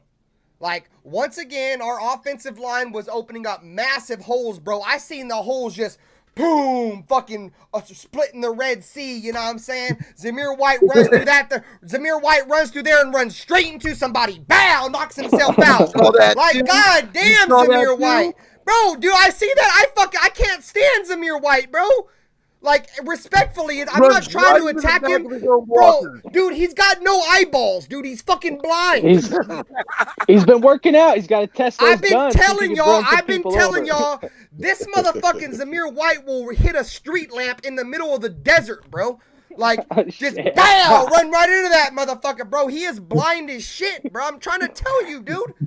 And if you can't, Alexander, running back. Dude, I don't know if they were trying to get Zamir White some confidence or what, bro. They took Zamir White out of the game after the first drive with Aiden, put in fucking Madison, right? Got on the goal line with backups and put Zamir in, like, here, bro, get you some confidence. Go in there and run a touchdown and get some fucking backups. Man. What's good with you, bro? Huh? Who's the running back that was hurt last year that got a little bit of playing time? Brown. Yeah, him, and then who's the other dude? McCormick? Did McCormick? Sincere McCormick. Didn't he get to play a little bit or no? Sincere McCormick had the biggest run of the backups. Yeah, he was our leading rusher, as a matter of fact. I was working while I was watching it, so I was trying to pay attention. It was a little tough. I was watching on my phone, but anyways. Our offensive line didn't do our team no justice in the second half. In second half, Hardcore. Like, our offensive line looked like absolute dog shit. Like, dude, we couldn't pass protect, we couldn't run block. We didn't score no points in the second half, right? Or a field goal or something. Dude, we didn't do jack shit. Well, I'm curious on that McCormick dude, because wasn't he pretty good in college, or supposed to be pretty good or something? 3 points. I don't know, bro. I don't really watch college. I know there was a lot of hype around Sincere McCormick. He never really moved the needle from me in terms of what I seen. But I know a lot of people like him, dude. But I don't know. He's been on the team for what? This is his 3rd season. He finally looks good in the preseason. The dude's already played 3 preseasons, bro. Like, I thought this was his 2nd season. My bad. I mean, I don't know. I don't think it is. I'm almost positive it's his 3rd. But if it's his 2nd, I don't know, bro. But we've had him for a while. We have had him for a while. We stashed him his first year, and then 2 seasons. Last year he really got hurt, and then. Yeah, right. See, I know Afakasi. He's got a smart brain. My brain's fried, bro. He said Sincere's been here for 3 years and done what? Okay, so I figured he'd been here for 3 years. Yeah, he doesn't smoke like we do. Bro, he remembers so much shit. That's why, like, when I get Afakasi up here, dude, like, he just, like, oh, damn, bro, you remember all this shit, bro. Like, he'll make you rosters from old-ass teams, the entire joint, like, dudes that I can recall, but I don't remember. You know what I'm saying? Like, oh, fuck, I remember that guy. He gets me every time, dude. He'll fucking bring some dude from out of nowhere. Like, oh, shit, yeah, that's right. He used to start for us. I mean, the way I look at preseason, though, is like, preseason, I mean, obviously, like, you know, everybody knows this, but to me, I just look at it. It's like this is where you work out your kinks, your cobwebs, you know, get your feet wet a little bit, and hopefully by week 1 you're ready to go guns a blazing. Does anybody know if what's his name, Justin Herbert's supposed to play week 1? or is he expected to be out? They say that the plan is for him to be back week 1. But let me talk to you guys on this one, right? Let me talk to you guys on this one. Yeah. Do you really want Justin Herbert out there, your franchise quarterback, coming off plantar fasciitis, so it's a foot injury? You know he's not going to be able to really move the way he wants to move coming off that injury. It's gonna be a little tender. Do you really want him to play against us? Against Wilkerson and Max Crosby, and do you really want, dude, you may fuck his whole career off by letting him play against us. He may get injured even more. So if we play him, we're going to get like a 50% Justin Herbert at best. In my opinion, at best, dude, plantar fasciitis is no joke. That shit ended Tyrell Williams' career. Remember, Tyrell Williams went from the Chargers to us. He got plantar fasciitis. He never really played again. He went to another team, and then he got it again. It just never went away. Is it his right foot or left foot? Is his plant foot or? I think I don't know, bro. I think it's his good foot, bro. It's his right foot. It's his good foot. That's right foot. That's your plant foot. That's the one you need most when you're throwing. If you're right-handed. So even if he plays, bro, I think they're going to be at a disadvantage. They're going to set them. They're obviously. I think a 50% Justin Herbert will give them a better chance to win than 100% Easton Stick, because we put 63 on Easton Stick. But it just depends how bad does Harbaugh want to win a meaningless regular season game. I mean, I wish I could sit here and tell everybody I want to play the best of the best, but I just want to fucking win. So I hope he's out. And I'm going to be there. Nutty Raider Nate's going to be there. Jack Bauer's going to be there. Pizzle's going to try to get there. We got to come out of it. Bro. I'm trying to smash these fools. That's sick. I wish I could be there, but the Bidenomics got me all fucking clapped, bro. So yep, me too. I ain't got money for shit. Thanks, Biden, dude. Fucking cheers, motherfucker. Yeah, cheers. Thanks for making it to where I can't fucking attend anything, even when they give away free tickets, motherfucker. I couldn't even afford the fucking plane trip out there. Yeah, because they fucking 3 times the fucking practice price. I mean, the prices, bro. Everything's 3 times, 4 times. It's crazy. Hey, I don't know if you guys saw that. If you guys saw Antonio Pierce's interview, I think it was his last one, bro. He said that a lot of Raider fans got priced out. He even brought that shit up, bro. I respect the fuck out of that, bro.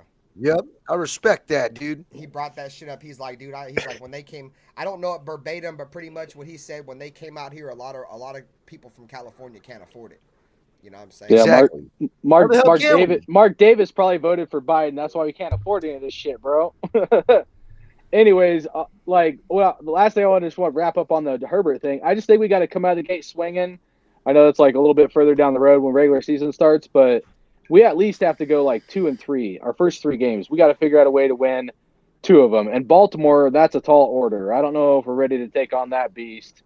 So I'm counting that as an L. But a couple years ago, hardcore. I know, but like I'm just saying, like if we really want a shot this season, man, I really think we got to win 2 out of the first 3 games somehow. Who's our third game? And if it means who's our third game? You remember? Do you know? Is that home game? Is it Falcons or no? We don't. No, Panthers. Sorry, Panthers. We're playing the Ravens the second game. Yeah, I know it's the Chargers, the Ravens. If we play the Panthers, dude, we're definitely going to go 2 out of 3, bro.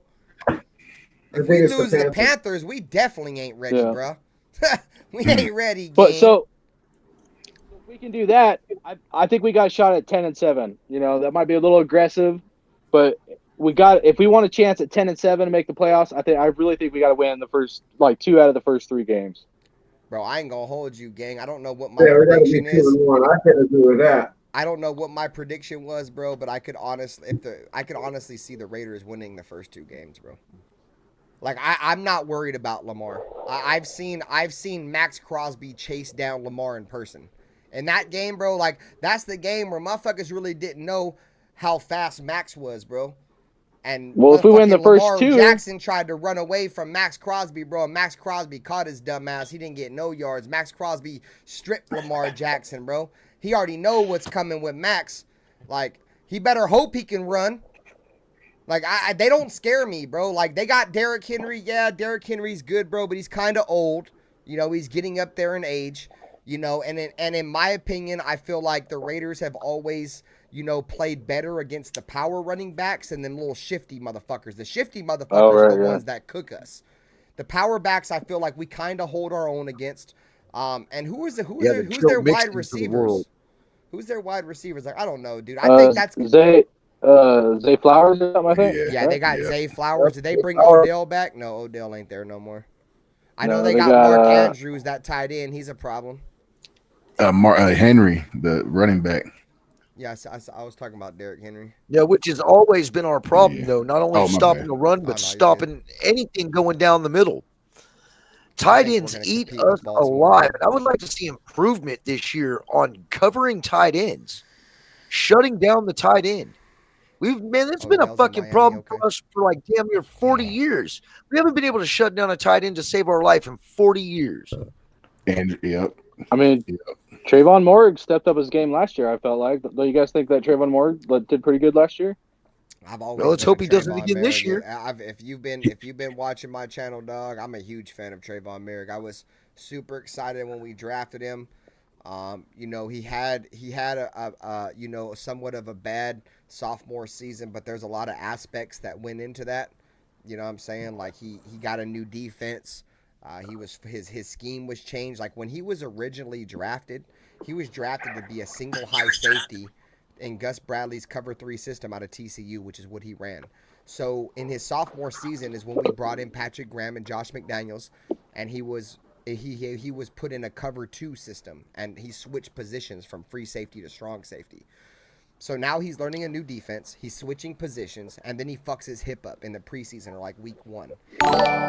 So when you have Zamir is going for 1,200 yards def and run game equals W's. when you have a guy that's having to go against all that, you feel me?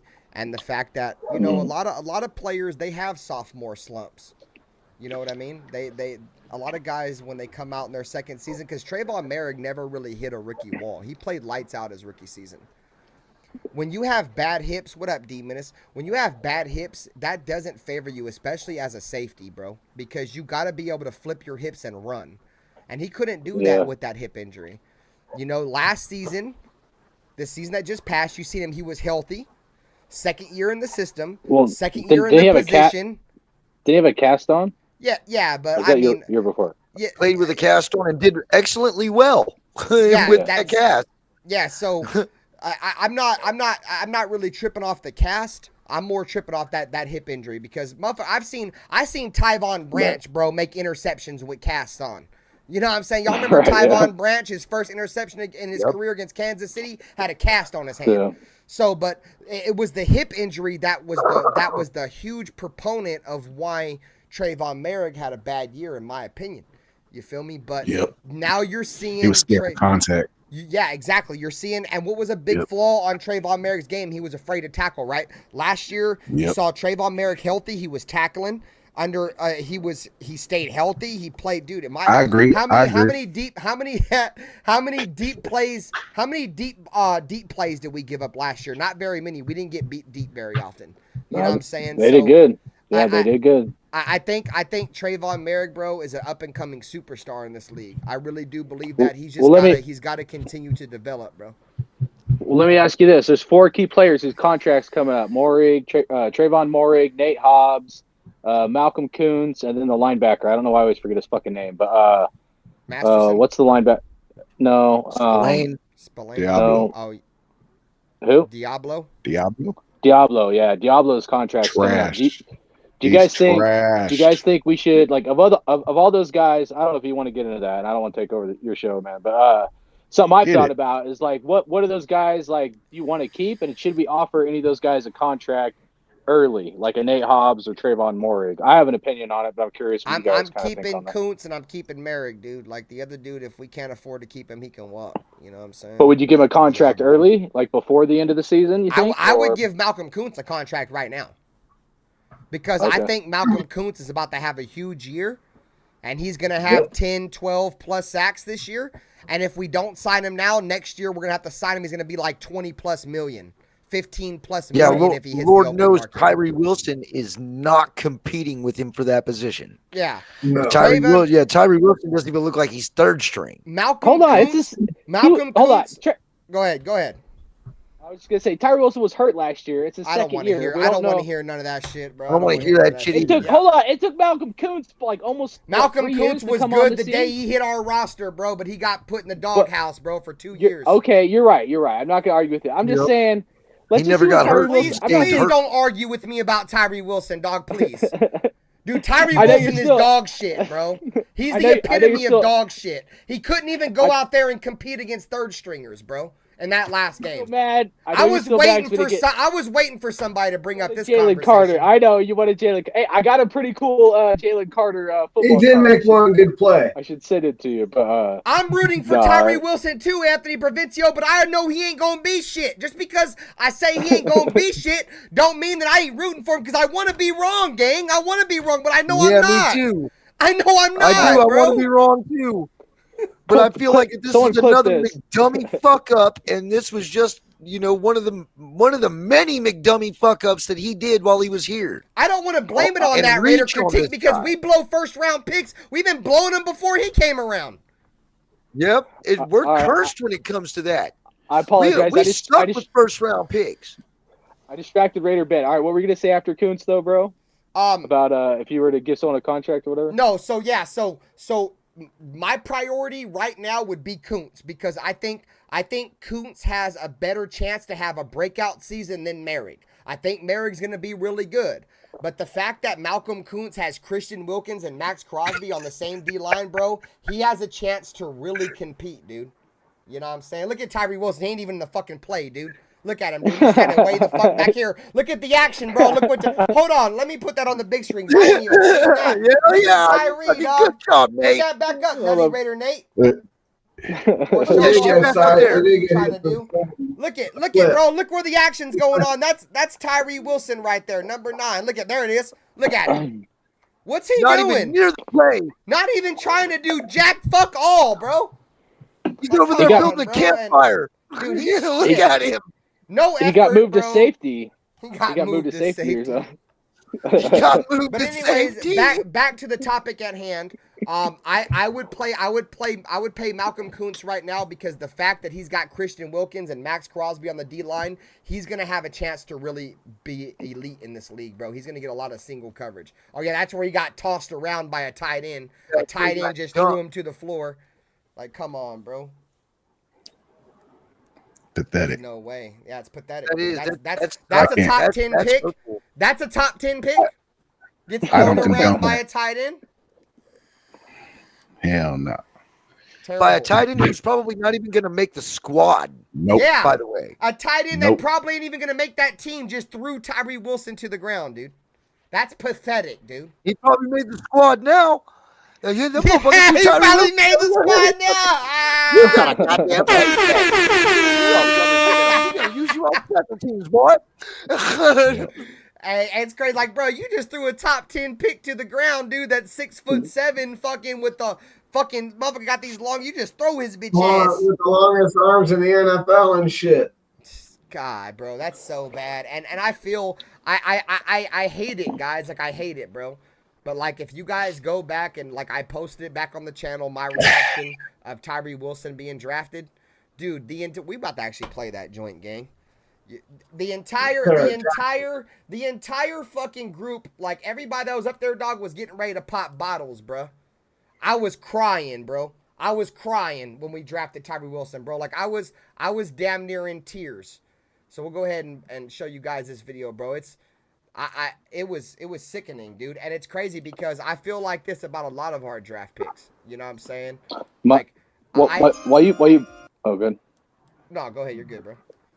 I was saying, while you pulled it up, I was just gonna say my priorities be a little different.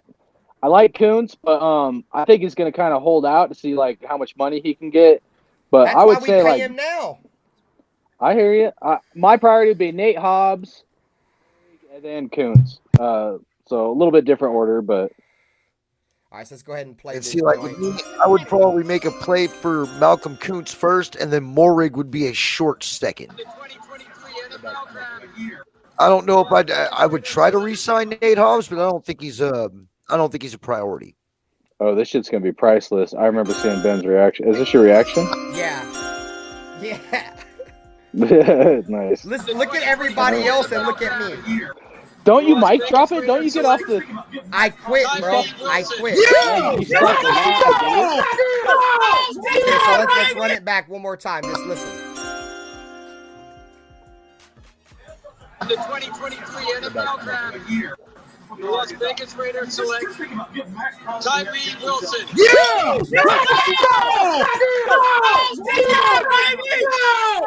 Let's go! Watch, I'm behind everybody. I had everybody on mute, so I wasn't looking. Watch when I do it. Because you'll hear me, I'll play it. Look, everybody's popping bottles and shit, bro. Everybody's popping. We drafted Tyree Wilson.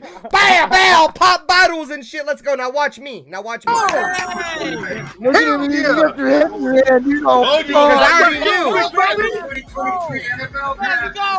Let's go, big fella. Come on, baby. No, dog, no. No, fucking Tyree Wilson. Look at the big fella. The Raiders did it to me again, bro. The Raiders did it to me again, dog. I'm pissed, bro. What you want to let? Jalen Carter on the board, Christian Gonzalez on the board. You take Tyree, bro. I don't. You crazy. Hey, we don't have a need for defensive end, Look, bro. Loon called me crazy. Loon's eating his words right now. Much love, Loon. That's a waste of a pick, dog. I'm positive, dog. As long as Chandler Jones is there, he's got 19 million reasons why he ain't coming off the football field. This is a wasted draft pick, dog. That's not what Wow. said. That's not what Oh my fucking God, bro. Nah, you need waves of rushes. He's just a guy, bro. Wow. Fucking wow, bro. All right, you guys have a great night, man. I'm out, bro. I'm pissed off. Have a great one, yo. Mic drop. I didn't shove it. Mic drop. Bro, I was pissed, dude. I was pissed, dude. It's pathetic. It's pathetic, dude. Why we lose? I'm not giving up on him.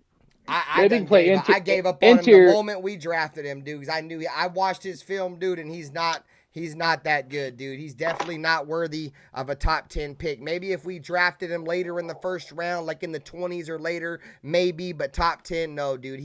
I already knew we fucked up. They said he had an injury in the draft. They said that he may not even be ready till week 1. So you're gonna spend a top 10 pick on somebody that wasn't even gonna be ready till week 1? He wasn't ready week 1. At a position, and not only that, but it wasn't even a position of need. We didn't need an outside edge rusher, bro. We needed a fucking defensive tackle. We needed a corner. We needed a linebacker. We could have took almost fucking any fucking position, but we took that fucking scrub. And that's the reason why we've been shit for 40 years, because we take fucking scrubs like that. What happened? We could have had Jalen Carter, man. How are you with that? I take anybody, bro. I take anybody over Tyree Wilson, because I already know Tyree Wilson ain't going to be shit. I take Pizzle out there selling dope on the sideline because I don't even know if he can play. You know what I'm saying? But at least I know that I don't know what he going to do. I know what this motherfucker going to do. He going to come in and just get clamped up. And the offensive line just bear hug him and shit. If we would have known what we knew now after getting that pick, I think it would be safe to say that I would have been cool with drafting Hendon Hooker in the first round. Yep. That's all I'm saying. I do agree. I mean, at least we would have a chance to see what a motherfucker gonna do. We already know what this motherfucker gonna do. Exactly, dude. Nothing. We ain't gonna do. We should have got Hendon Hooker. I watched Hendon Hooker right now. If we had Hendon Hooker, I wouldn't have taken him. I wouldn't have taken him at our spot, but I ain't gonna lie. I would take anybody over Tyree Wilson. I'm like one of the biggest Hendon Hooker fans there is. But I watched him play preseason. It wasn't good, right? But hardcore, average, right? Okay, but he did not look great. That's what He did not. I'll be honest. Yeah, it did not look great. I sent Benther my opinion yet. Yeah. I mean, but I like Hooker too. You guys know I was a Hooker fan too, bro. No, pause. That's kind of. I mean, I don't want to find excuses because I was a big supporter of him. But that was his first game he played at NFL. Like literally last year he didn't play at all. He was hurt the entire season. So AOC came out swinging though. He took over the preseason, so I don't want to hear that. But he also had six games or I can't remember the exact games he played last year. But you know, like was it like this year was his first? That was his first, you know, playing time in the NFL. You know what I mean? It's a little. No. Last year, when he took over preseason last year, Oh, he played all those preseason games, and he led the league in stats in preseason. That's a good point. I don't know if anybody else wanted to give their opinion on the like, you know, potential free agents, but there's another thing I was curious about. Want to get your guys' opinion about like what do you think about like most underrated Raider player? Like, is there a guy under the radar that you think has huge potential to like kind of come on the scene that maybe he's not getting enough attention or something? You got anybody, Nate? I was disappointed with the game. I got to be honest. But somebody that really stood out to me from the very first play, was Adam Butler. He exploded off the defensive line. He was in the backfield. He was almost like too excited because he overran a couple plays that he could have easily made if he would have just dipped his shoulder or slowed down just a half a millisecond or whatever you want to call it. But he was right there most of the time, and I really like his get off, and he's really violent with his hands. And to me, he's a mini what's his name? Christian Wilkins. He's like that was his comp. That's who I comped him to last year when we first got him. And we had him on the roster. I was like, this dude's like a poor man's Christian Wilkins. So that's why I didn't think we needed Christian Wilkins, because I thought we had Adam Butler. But we got an arsenal. It feels like I was a little disappointed in John Jenkins, but Adam Butler's my guy. Yep. All right, I like that. What about Pizzle? You got an underrated Raider you looking at, man? The tight end we drafted 2 years ago. Mayer? Michael Mayer. Yeah, I'm that guy. I'm looking to see if him have a big year this year. I think, and I really think that's really going to depend on the offensive line. If he's going to have to hang out again and do the protection thing, then he's going to have the minimal stuff like progression like he did last year. But Bowers, on the other hand, will be able to play in other positions, so we'll be able to expose a lot of people on that. So I'm hoping Mayer gets a lot more work, because I think he's definitely a guy that you could rely on. He's now that Bowers is on the team, he's being overlooked, and I think he's might be taking that a little personal. I like it. That's a good pick. That was someone I was thinking about. RaiderBen, I was asking them most underrated Raider player, maybe someone under the radar ain't getting enough attention or something like that. I'm gonna say Isaiah Palomau. I think Isaiah Palomau at some point this season, bro, is gonna start getting significant playing time. I've always been an Isaiah Palomau fan. If you look at his frame, you know what I'm saying? Like, he's got a very hybrid type safety frame.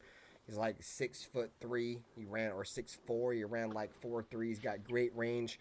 Every single time you see Isaiah Palomau come into the game, he's always around the football. We saw last year we played the Miami Dolphins under Antonio Pierce, and Tyreek Hill got behind our defense and got behind Marcus Epps, and burnt us for a touchdown. For the rest of the game, Marcus Epps got benched. They put in Isaiah Palomau the next series for the Dolphins. Isaiah Palomau had an interception in that game. Obviously Isaiah Palomau's got the championship pedigree from his uncle Troy Polamalu. You know what I'm saying? So that's a guy that I think is underrated. If you guys aren't paying attention to Palomau, I think you definitely should. I think Palomau is the future of our free safety position. I think Marcus Epps is gone after this year. Because this is the final year of his contract. Unless Marcus Epps goes out and has like a all-pro type year, I think this is it for Marcus Epps. I think they're letting Palomau learn behind him. And you guys know I'm not the huge Marcus Epps fan. Like, I think he's a liability in coverage. He does do some things nice, but I just think he's one of those stopgap type safeties. I think Isaiah Palomau is one of those guys that could be the future of your team. I think he's that fucking good. But obviously, everybody's got their own opinions, right?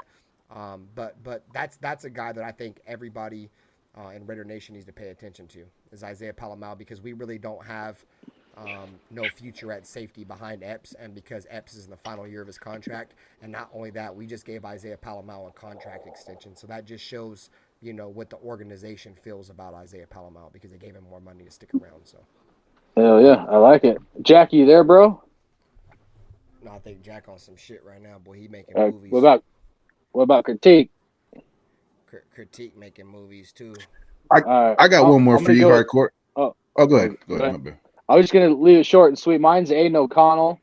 You know, even though that's like a key position, obviously, with the quarterback, but I think he's underrated. And I think as long as our offensive line does good, which is a big if, so, you know, that's kind of the caveat for me. But I think Aiden O'Connell is a lot more underrated. He's going to do a lot better than people think. If he gets the starting job, if he earns the starting job, first of all, and the offensive line blocks and the offensive coordinator does his job, I think Aiden O'Connell has a shot to really, like, kind of prove that he can be the guy.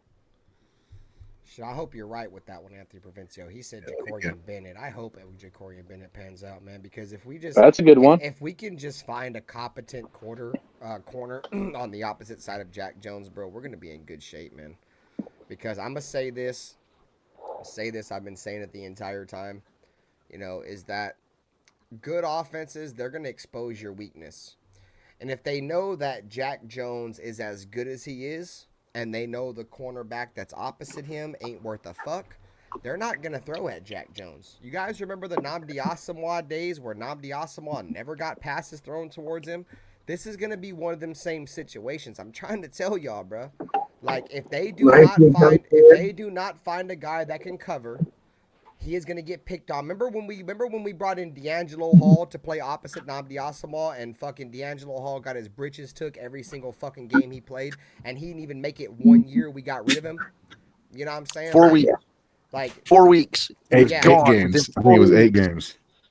And we paid him a lot of money too, dude. We gave him a lot of money. Or it was like $8 million or something. Yeah, it was something. Hey, crazy. He started RaiderBen, you didn't even like Nnamdi, did you? He said you didn't even like Nnamdi. I'm trying to get you fired up. I was trying. I'm like, hold on. What the hell did he just say? I think everybody that knows me knows, bro. Like Nnamdi Asomugha, like I've been a fan since 2004. I think Nnamdi Asomugha is like the greatest player I've ever seen, bro. You know, outside like I know that was your Khalil dude. Mack's decent, or no, I'd say Khalil Mack's great, bro. But I just feel like Nnamdi Asomugha, dude, he was just different, bro. Like, I seen him shut down some of the greatest Hall of Fame receivers, dude. Like, Andre Johnson and Steve Smith are in the Hall of Fame. I literally seen him hold them to, like, 0 receptions in the prime of their careers. Like come on, bro. Like, that dude's... I remember that. I remember that time in life, bro, because I remember getting rid when Charles Woodson decided that he was going to go to Green Bay. That was one of the only times I wasn't worried because I knew Nnamdi was right there to go ahead and take the spot, man. And Nnamdi, the only time anybody ever threw it that way was in fucking Madden. And if they were stupid, because I would house that motherfucker every time, dude. I loved that team. He was terrible that was Philly, like Anthony, because they made him play zone. Everybody knows that. Yeah. Yep. That's why he failed. I like what he does. I like the foundation he's got for the kids. That's what I like about Nnamdi. I like people that give back to the community and shit. And Nnamdi actually went on to be an actor, dude. After he quit playing football, he's been in a lot of like real good movies, dude. Nnamdi Asomugha. I don't say real good, but yeah. Yeah, I probably put it a little bit too far on my fanboy type shit. He's been in some movies. You feel me? You know. Yeah. Nate, did you have a second guy I want to talk about or something? Nah, but you know what? I think somebody who gets lost in the sauce in the bottom of the roster. What's up with my boy Nesta, bro? Free my boy Nesta, AP. What's up? What's going on with that? Like, he's definitely doing better than Brian Young, bro.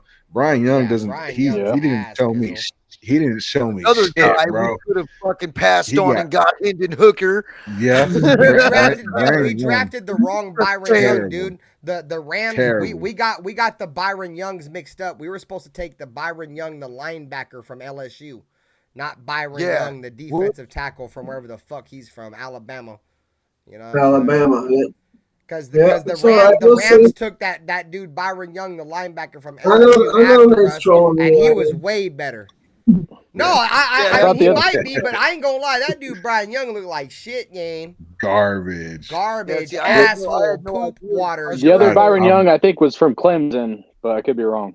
No, he's from Alabama. I think you're right. You're right. Hardcore, yeah. I had to make like half of the moves for all the like NFL for in my NFL 2K fucking game, and saw that there was 2 Byron Youngs, and I about flipped my shit. I was like, "What the fuck? Why is there 2 of them?" And of course, one of them's on the Rams, right? And he's way better rated. Woodson was kind of way better rated. I was like, Matthew Well, yeah, he Butler. didn't play last year.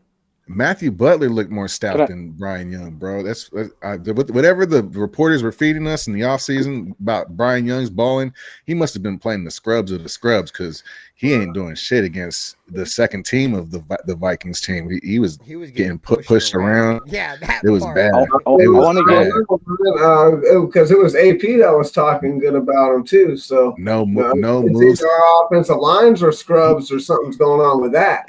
He was putting in extra work. Critique's take on the underrated. Okay. what was he doing? Was he going up against Hronis Grasu? Is that why? Yeah. I think Grosser might have whooped his ass though. Fuck. Shit. You missed the question, I think, Critique, earlier. You were away, but I wanted to get yours. Who's your most like underrated Raider player or like under the radar Raider player you're looking at? Trey Tucker. I was gonna say I think Trey him Tucker's too, but gonna he's ball been out, kinda- bro. That's one of my favorite players. The only reason why I didn't say that, bro, because I feel like he's kind of blowing up on the scene right now. What up, He Mr. is. He's Beasley? getting ready to, man. He's going to be big. He's going to be doing big things. Trey When we Tucker's lost wild Michael lit, Gallup, I bro. was kind of worried. I was like, well, shit. But then you look back at that wide receiver room, and it's like, and those few catches that he made, which Garner Minshew, he put a hospital ball right on him, and luckily fucking Trey Tucker didn't get lit up because he just floated that bitch over there. Yeah, he's got to work on them bobble hands, that they though, showed too, it. bro. He bobbles the ball too much. He's got to work Shit, on that. I mean, but see, Yeah, this is the thing. but though, he reminds me hardcore, of a he Johnny wasn't Lee top- Higgins. Yeah, he wasn't like a top pick or nothing, though. You know what I'm saying? Like, I mean, third round, late in the third round. But Yeah, in we go all, out there in and all hit the honesty, machine. in all Times honesty, out. dude, we overdrafted him, bro, because the majority of We mock did. drafts had Well, Trey the Tucker like Cowboys in the was for 6th him. and 7th round, bro. Hey, there's a guy I wanted the Raiders to draft this year that's like a Trey Tucker type. Like I kind of compare him with like a poor man's Tyreek Hill, but that's Anais Smith. The Eagles got him in like the 5th or 6th round. I was actually pissed the Raiders didn't get him because I thought he could be a good special team. He could play a lot of things like slot wide receiver, but he can also play halfback, trick plays, like like wide receiver trick plays and stuff, and the wide receiver sweeps in the backfield. So, but yeah, watch that dude from the Eagles. That dude might end up being a star. I don't know. We'll see. Terrence? See, this is the thing, right? This is the reason why I kind of had a gut feeling that Trey Tucker would be good, right? How many other wide receivers does Devontae Adams kind of just glaze on our team? He don't glaze nobody, bro, except Trey Tucker. Like, Yeah. I'm gonna load the sound bite up because I actually do have a sound bite of Devontae Adams when he was asked about Trey Tucker. I actually got it right here, so we already got this bitch loaded up and ready to go. One guy that we've been noticing. We'll go ahead and rewind it. You guys can go ahead and. This is Devontae Adams on the development of Trey Tucker. One guy that we've been noticing is Trey Tucker.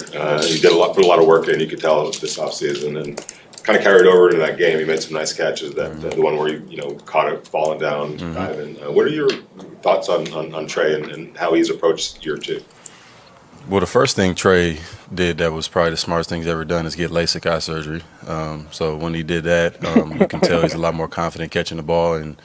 Playing this position, that has to be something that's not even on your mind. You just think about making the play, not hopefully I catch this ball. So I've seen his confidence in his hands, and you can feel a person's confidence as they progress and get better at a specific part of their game. So to watch the evolution of him and to know his mentality and his aim going out there, he's a very driven young player, and he's doing all the things right now to put himself in position to keep getting better. So, I mean, he's like my son right now. I feel like I got a son on the team, and in the most like brotherly. That was so disrespectful, bro. I ain't gonna lie to you. I wish a motherfucker would call me their son, but then he kind of realized he fucked up right here, bro. Way, but we going into year 2, going into year 11, we got a little. Going into year 2, going into year 11, we got a son on the team, and in the most like brotherly way, but One in the year 2, one in the year 11. We got a little, experience gap, and I love nothing more here but to, help anybody, but especially that kid. Hey, to be fair, Max Crosby called Tyree Wilson his son. He said, "This is my son right here." Did he? Yeah, I heard that one too. Yeah. Yeah. Like, I ain't gonna one lie, of the all eyes on G. He said Zamir White is the dude that needs LASIK surgery. You're a fucking fool. That's comment of the night. You ain't never lied, all eyes on G. dude, You that's ain't a never fucking lied. Facts. mic drop right there. Fucking That dummies. part. I feel bad for people that still think Zamir White has a chance, because that dude, I mean, I think he's going to be the starter by default unless Madison comes out and just balls, because I think they want to see what he can be in terms of being a starting back because of where they drafted him at.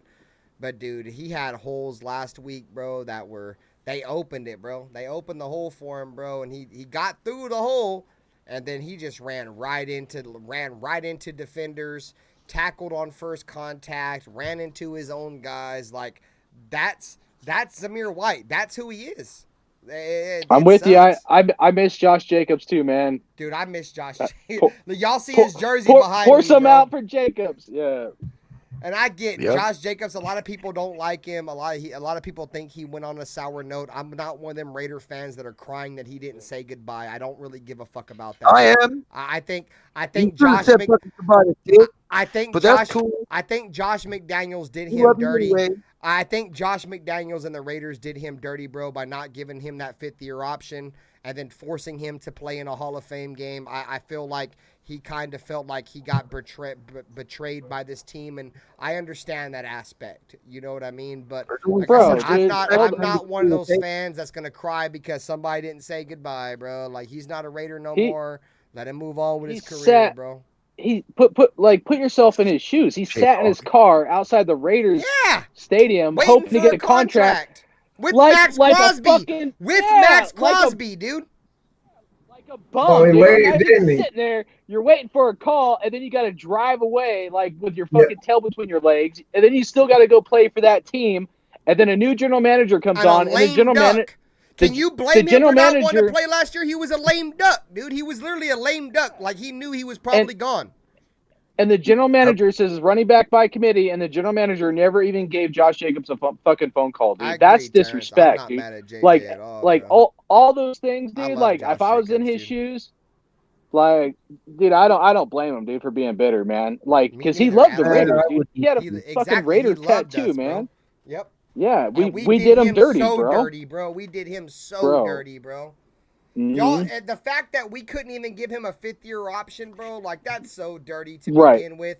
And then you force him to play in a Hall of Fame game. You know what I'm saying? And then not only do you do that, but you leave him dry, dude, with Max Crosby sitting in the car in the same draft class. These guys both got Raider tattoos. They both probably Right. came in with the mindset as we're going to be, because you remember how Derek Carr and Khalil Mack came inside? They're going to try to turn over the team, right? Right. I'm pretty sure Yep. Jacobs and Crosby and Cleve Farrell, obviously Cleve Farrell was trash, but you know, Right. I'm pretty sure they Yeah. all came in with that mindset, like, dude, we're going to be the guys that turn this team around. And for the fact that Max Crosby was in that car with Josh Jacobs sitting outside, dude, and nobody, that's just pure disrespect, bro. And Yep. if y'all are mad because he didn't say goodbye, blame it on Mark. Blame that on Mark Davis. Blame that on Mark Davis, bro.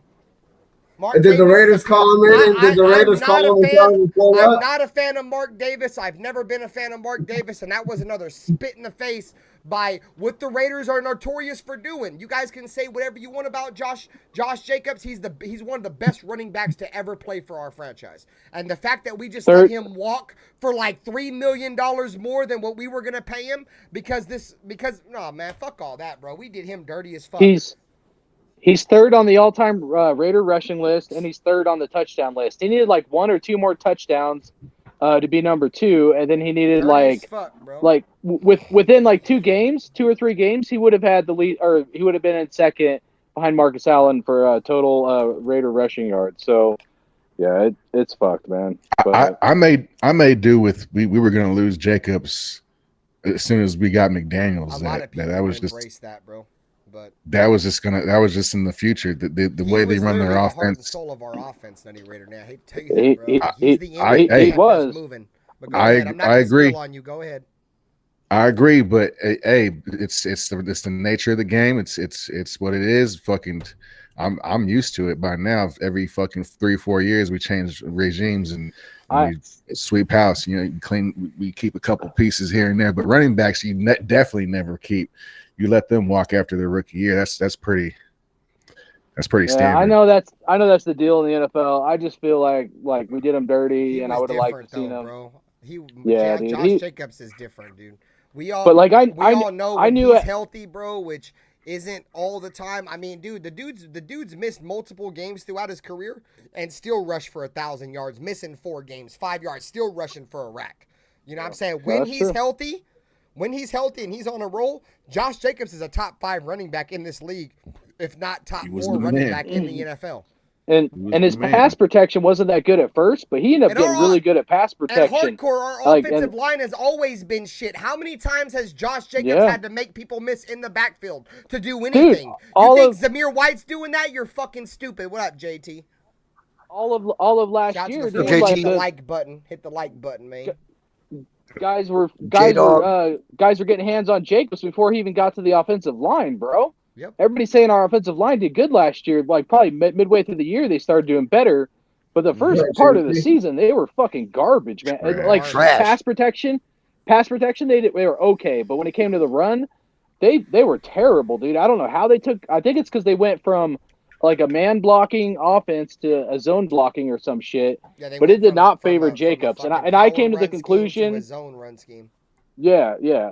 I came to the conclusion as the season ended, like I was probably gonna have to say goodbye to Jacobs, which sucks, dude. I got probably like $1,000 invested in Josh Jacobs cards. I'm not even exaggerating. Probably more than that, dude. I have a shit ton of Josh Jacobs cards. They're all up there on his autographed jersey, bro.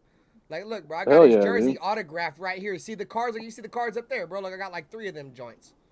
They're all there, Did you buy that, or did you get an autograph from him? No, I bought that. Jersey. I bought that joint on pristine auction, bro. Just like, look, I got a Jim Otto back there, too. You see the Jim Otto? Look, the Jim Otto right here, gang. Rest in peace. I got Jim Otto autographed. And then up there, I got Max Crosby with the autograph, gang. Legend. Right. You guys, it sucks because I wish I had a like for those 2 jerseys back there because it's hard to see them. But, yeah, I got Jim Otto's autograph and Max Crosby's autograph. And what's cool is I'm going to get this picture put into a frame inside because look, I met Jim Otto. This was me and Jim Otto. The Raiders played the Raiders played the Baltimore Ravens week 1 and what was it, 2021, the year after COVID, they let fans in. And Jim Otto was the guy who introduced the team that game, bro. And I met him at the airport in Sacramento, bro. This is the Sacramento International Airport, bro, going to Vegas. You know what I'm saying? So I'm gonna put picture. I'm gonna put that picture in the jersey joint. That's what's up. Rest in peace, Jim Otto, bro. I bought his card after he passed away. An autographed Jim Otto card. Rest in peace, the double lot. What's up, babe? Love you. But yeah, man, I'm really discouraged, bro, from our running game because we were talking earlier about how we got to protect the quarterbacks, right? For them to be successful. But, dude, if we don't run the football, dude, neither one of these quarterbacks can win football games consistently, bro. Mm-hmm. You know, that's why I've honestly been more concerned about us being the running back position and losing Josh Jacobs because I know right now if we are not running the football, neither one of these quarterbacks are going to win games consistently, bro. Like, we have to hope Zamir White comes and pans out for us, dude, because if he don't, these quarterbacks aren't winning you games off their shoulder, bro. Like, as much as I don't like to bring up Derek Carr, but Derek Carr is one of them quarterbacks that will keep you in the game with his arm. These quarterbacks will not, bro. These quarterbacks will not keep you in the game with their arm. I mean, Aiden O'Connell, maybe. I have to see more. But if you cannot run the football with these 2 quarterbacks, dude, you're not going to be good. And that's why I feel like the fact that our running back room is so weak may be the detriment to our team. What up, Clark? Is that what you think we need to do against our preseason game? We're playing the Cowboys, right? Yeah, we got to establish some kind of. I need to, bro. If Zamir White's going out there playing against backups, dude, I need to see him dominate. He's a starting running back in the NFL. Why aren't you dominating? We seen when fucking Josh Jacobs had to play in the preseason. He's a starting back. Look what he did in that Hall of Fame game, dude. He completely destroyed that fucking team. They couldn't fucking compete with him. Fucking goddamn Zamir White can't even break the tackle of a 4th string linebacker, bro. Like, I ain't trying to hear that shit. I gotta see more out of Zamir White, dude. I haven't seen enough. It's bigger than me than just the running back room, bro. It's always gonna go back to the offensive line. Man, hit the likes, appreciate y'all. Hey, fucking one of my mods, drop Critique's link and drop Hardcore's link in the chat, man. Drop that link, gang. Drop my link too. Yeah, Nutty Raider Nate's up here now too. Last time I said drop the link, he wasn't. Drop Nutty's link too, gang. Shit, I'll do it. I'm kidding. I'm worried. I'm worried about how they're hiding Jackson Powers Johnson, bro. What are we doing? With that? That's what I was gonna ask you. That was one of my questions. I asked you. He's back now, Nutty Raider Nate. How you feeling, gang? He's kind of back, but why were they hiding him? Like what? He's hurt, bro. That's why they're hiding him. Who? Well, they're saying Johnson. Antonio Pierce is pretty much saying that he's not going to start week 1. I appreciate you, Jesse. He's laid out the format for that. So I think they're hiding him. Much love, bro. I don't think he's quite ready for. I gotta give D Menace a mod too. Hold on. Sorry, Nate. My bad, bro. I think they're just playing to the media. There we go. My mods is doing their thing. I'm not surprised the Raiders drafted another injured person. That's what we do. Yeah, right. Another injured player. I mean, bro, it's so we might not see Jackson Powers Johnson. Not even till maybe what, if we're lucky, week 3 home opener against the Panthers. He was on the depth chart as the backup guard. Anyways, remember we went over this already. Nah, that's not. Bro, I saw that preseason game, bro. Whitehair is not a starter, bro. I'm not saying he is, but that's who they have penciled in as the starter. Over his own feet, fucking the turf monster got him a couple times. He made a tackle on Zamir White. He made a tackle on Zamir White. He's garbage. I'm not gonna say he's garbage, but bro, it's terrible, bro. It's embarrassing. Jackson Powers Johnson, he needs to get out there ASAP. I'm actually worried that they're hiding him from his injury or whatever he's doing for hurting himself. It's yeah, Jackson Powers. But I am grateful for Glaze. I mean, pause. But hold on, pause on that. I want to hear your opinion on Glaze too, gang. Hey, I know Glaze, you were a skeptic. Glaze's jump set, bro. It's beautiful, bro. Watching him get out in front of the defensive ends, they don't even know what to do because he's so quick with his jump step. And then once he gets his hands on you, you can see the power because guys back off and fucking they don't know what to do. There's like their heads are bobbling back, jolting back. So I like that. I do need to see more in the run game. I saw him miss a couple blocks in the run, getting to the second level. He took some bad angles. But Glaze, I am higher on Glaze now that I've seen him play. And I just had a preference. I didn't like that he just sat back and was catching, but he showed that he's been getting coached up and he's not prone to he says a nice name to have at this moment in history. Yeah, they're saying he's got a pretty good grip strength. Yeah. So I mean that motherfucker had the highest reps at Tree Fitty at the combine. We should ask Harbaugh about Dustin's grip strength. God, yeah. I don't think he was traveling. I think he was sucking it. Yeah, I don't know. But hey, Glaze is a good player. I think that could work out. He could even start now. I don't like Andres Pete. He should be playing guard. Maybe he could take Whitehair's spot. But he has no business playing tackle. You guys seen that? He got beat a couple times. He's gonna get somebody killed out there. And the fact that they didn't see that in practice, that's another shit. That's some more shit that makes me like, what the fuck we doing? And you I don't know know. what's crazy is I try not to think about that, Nutty Raider Nate, because you've made some great points as you've come on, right? From the special teams not knowing what the fuck they're doing, the team not knowing what the fuck they're doing, to us not being able to see that these guys are trash. It scares me, bro. It scares the fucking piss out of me, bro. Because like, are we about to really go out there and fall flat on our face for the simple shit?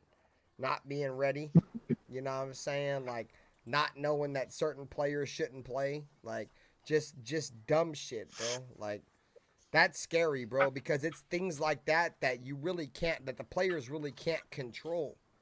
Those are things that are controlled by your coaching staff and shit. And if they can't get it right, bro, you definitely ain't gonna get it right. So I don't want to think about that, but it's crazy that you brought that up because that is 100% real, bro. Because at that last game, dude, we looked like we were out of position in so many different spots defensively and special teams, bro. And if we don't get that shit cleared up, if we're allowing motherfuckers to run for 150 yards on us, dude, we're gonna have a long fucking year, dude. I mean, this team didn't look all that jacked up for AP this last weekend. They didn't go out there and show out like they were showing. Like, I'm worried about that energy I was talking about. I'll give them the benefit of the doubt, though, Critique, because it is preseason. I have to see through the first four. Yeah. I'm a firm believer of I gotta sit back and watch it happen and analyze it before I can make an actual judgment. I think once we get like 4 or 5 games in, we're gonna understand where this team is at. What up, 8 Omar 05? What's good with you, bro? Raider Nation in the building. Subscribe, hit the like, everybody. We got 45 people in here. We just dropped the like to Critique and Hardcore. Go subscribe to them, and we dropped the link to Nutty Raider Nate as well. It's right there. Critique just dropped it, as a matter of fact. Yeah, right. You know what I'm saying? But yeah, man, I appreciate y'all. But I don't know, dude. I'm worried for a lot of things, dude, because like I don't want to get made fun of.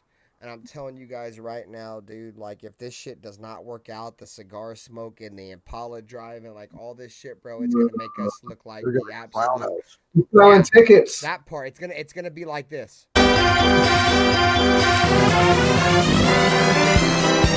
Like we are going to be the absolute entertainment capital of the world, like literally. Like selling tickets. People are gonna come to our stadium just to watch their team win. That's how bad it's gonna be. Like They're already doing that. I agree, Pizzle, but it's not that bad yet. You know what I'm saying? But if we don't turn around quick, bro, like this is the main reason why I feel like we are gonna for sure turn it around, because I don't think Vegas is gonna have losers, bro. Like the house always wins. Like I think at some point we're gonna get it right. But say if we don't, dude, we are gonna be the circus of the National Football League, dude. They are probably gonna run us out of Vegas, and we are gonna be homeless. We're going back to Oakland, dude, in the next 5 years. If we back can't to get Oakland, shit or we're gonna go to San Antonio, or Canada, right out of there, bro. We're gonna be the first ever London team, bro, because we're so shit. Ain't nobody trying to go over there. You know what I'm saying? Like, that's the scary part. I try not to think about that, but that's just factuals, bro. Yeah, well, people don't want to pay to watch people lose, bro. Shout out to 8 Omar 05 for subscribing, gang. Appreciate you. We're like 3 subscribers away from 900, bro. Like I said, if we hit 1K, if we hit 1K by week 1, bro, I'm giving away a jersey. Oh, we're 2 subscribers away from 900. So righteous. We're about to build another channel to 1K, man. So let's continue to ramp the likes. Hopefully you guys are enjoying the content. If there's one thing that we do pride ourselves on over here, bro, is that not only are we trying to be knowledgeable, opinionated Raider fans, but we're trying to provide quality entertainment for the nation, bro. Like we try to be funny, and we try to bust each other balls and shit like that. That's what we do, bro. Once again, I made the tailgate talk. You know what I'm saying? Where we smoke our shit, we talk our shit. We don't ban, we don't block, man. That's the Raider way, bro. You feel me? Like we all about just having a good time, man, and doing our thing. And everybody's got an opinion, bro. And just because you feel me, like your opinion don't fucking really coincide with my opinion, bro, I'm not gonna be mad at you, gang. Hey, Joker Productions in the building, bro. Long time no see. my dude Joker Productions. Joker, what's good with you, pimp? I know you've been going through some shit, Joker. I've been watching you, bro. Like I've been keeping you in my prayers, dog. It's always a pleasure to see you, Joker. Joker's a big time computer content creator. He's got like 200,000 subs or some wild shit. Joker, bro, I'm glad you're doing well. And you know, I know Joker's a big car fan. You know what I'm saying? I think if I'm just being real with you, Joker, I think with a lot of car fans, bro, I think getting rid of Carr kind of hurt a lot of people. And I seen Joker last year, like he was kind of like he wasn't tapped out, but he was kind of tapped out. You know, and Joker, you've always been cool over here, bro. We've had you on the podcast. Feel, bro. You're a good dude, bro. And you know, I've kept you in my prayers and shit. Like I said, I follow you on Instagram and all the shit, bro. I hope you're doing well, Joker.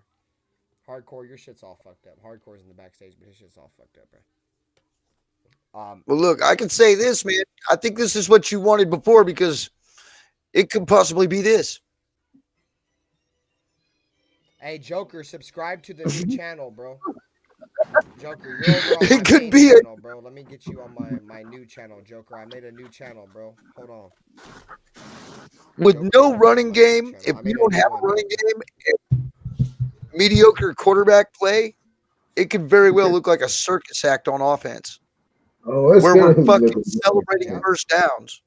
Here, I hope Joker, to God that's not how it is. Right now, bro, come subscribe over here, gang. All my entire chats.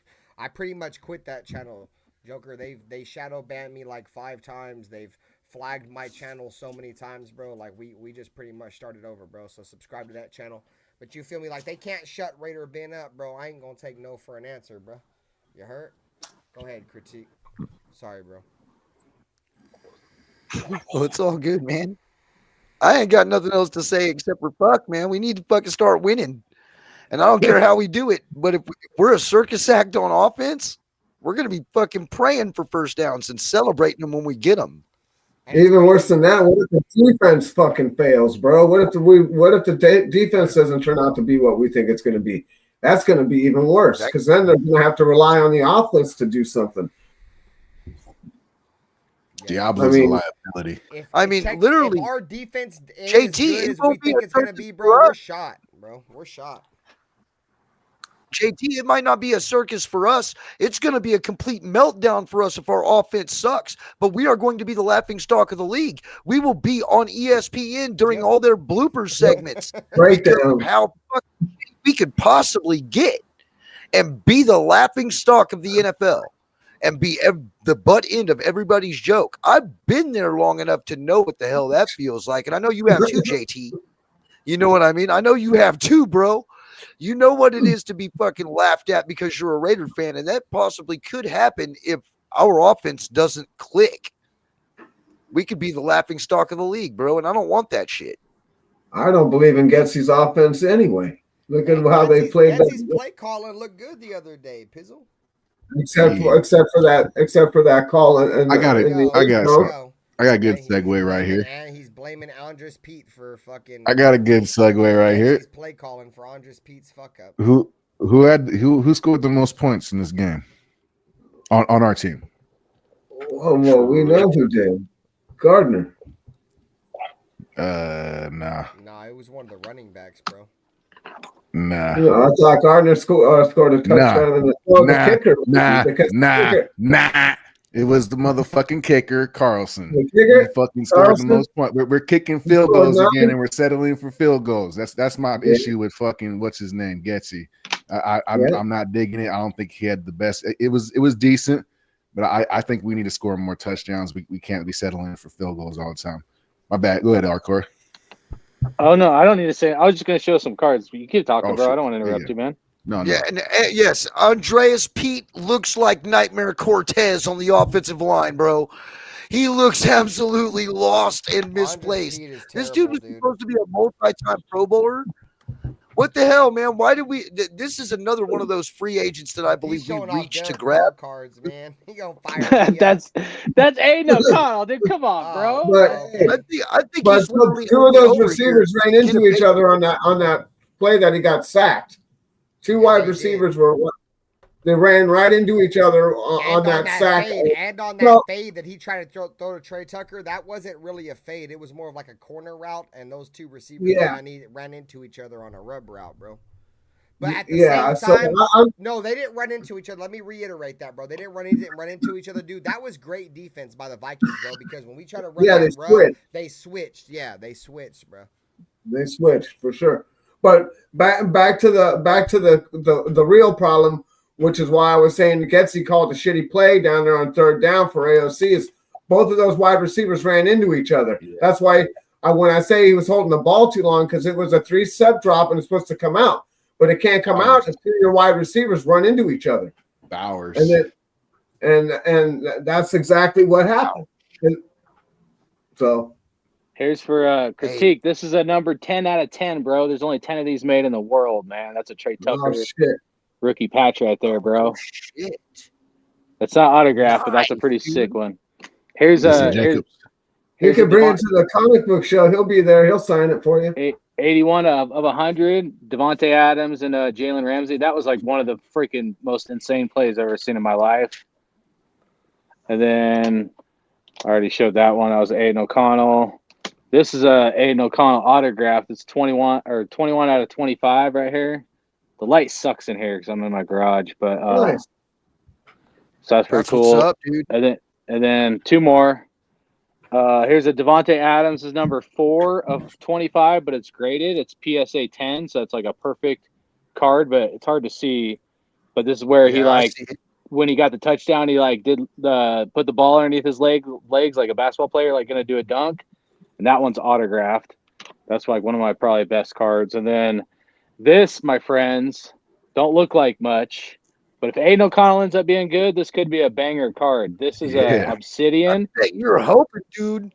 With all the fucking Aiden O'Connell cards you got, I bet you're hoping he's good. I do, but that's not the only reason why I think he's got upside potential, because I have investment in it. I mean, that's part of it. That's I mean, I'll be honest. But I mean, yeah.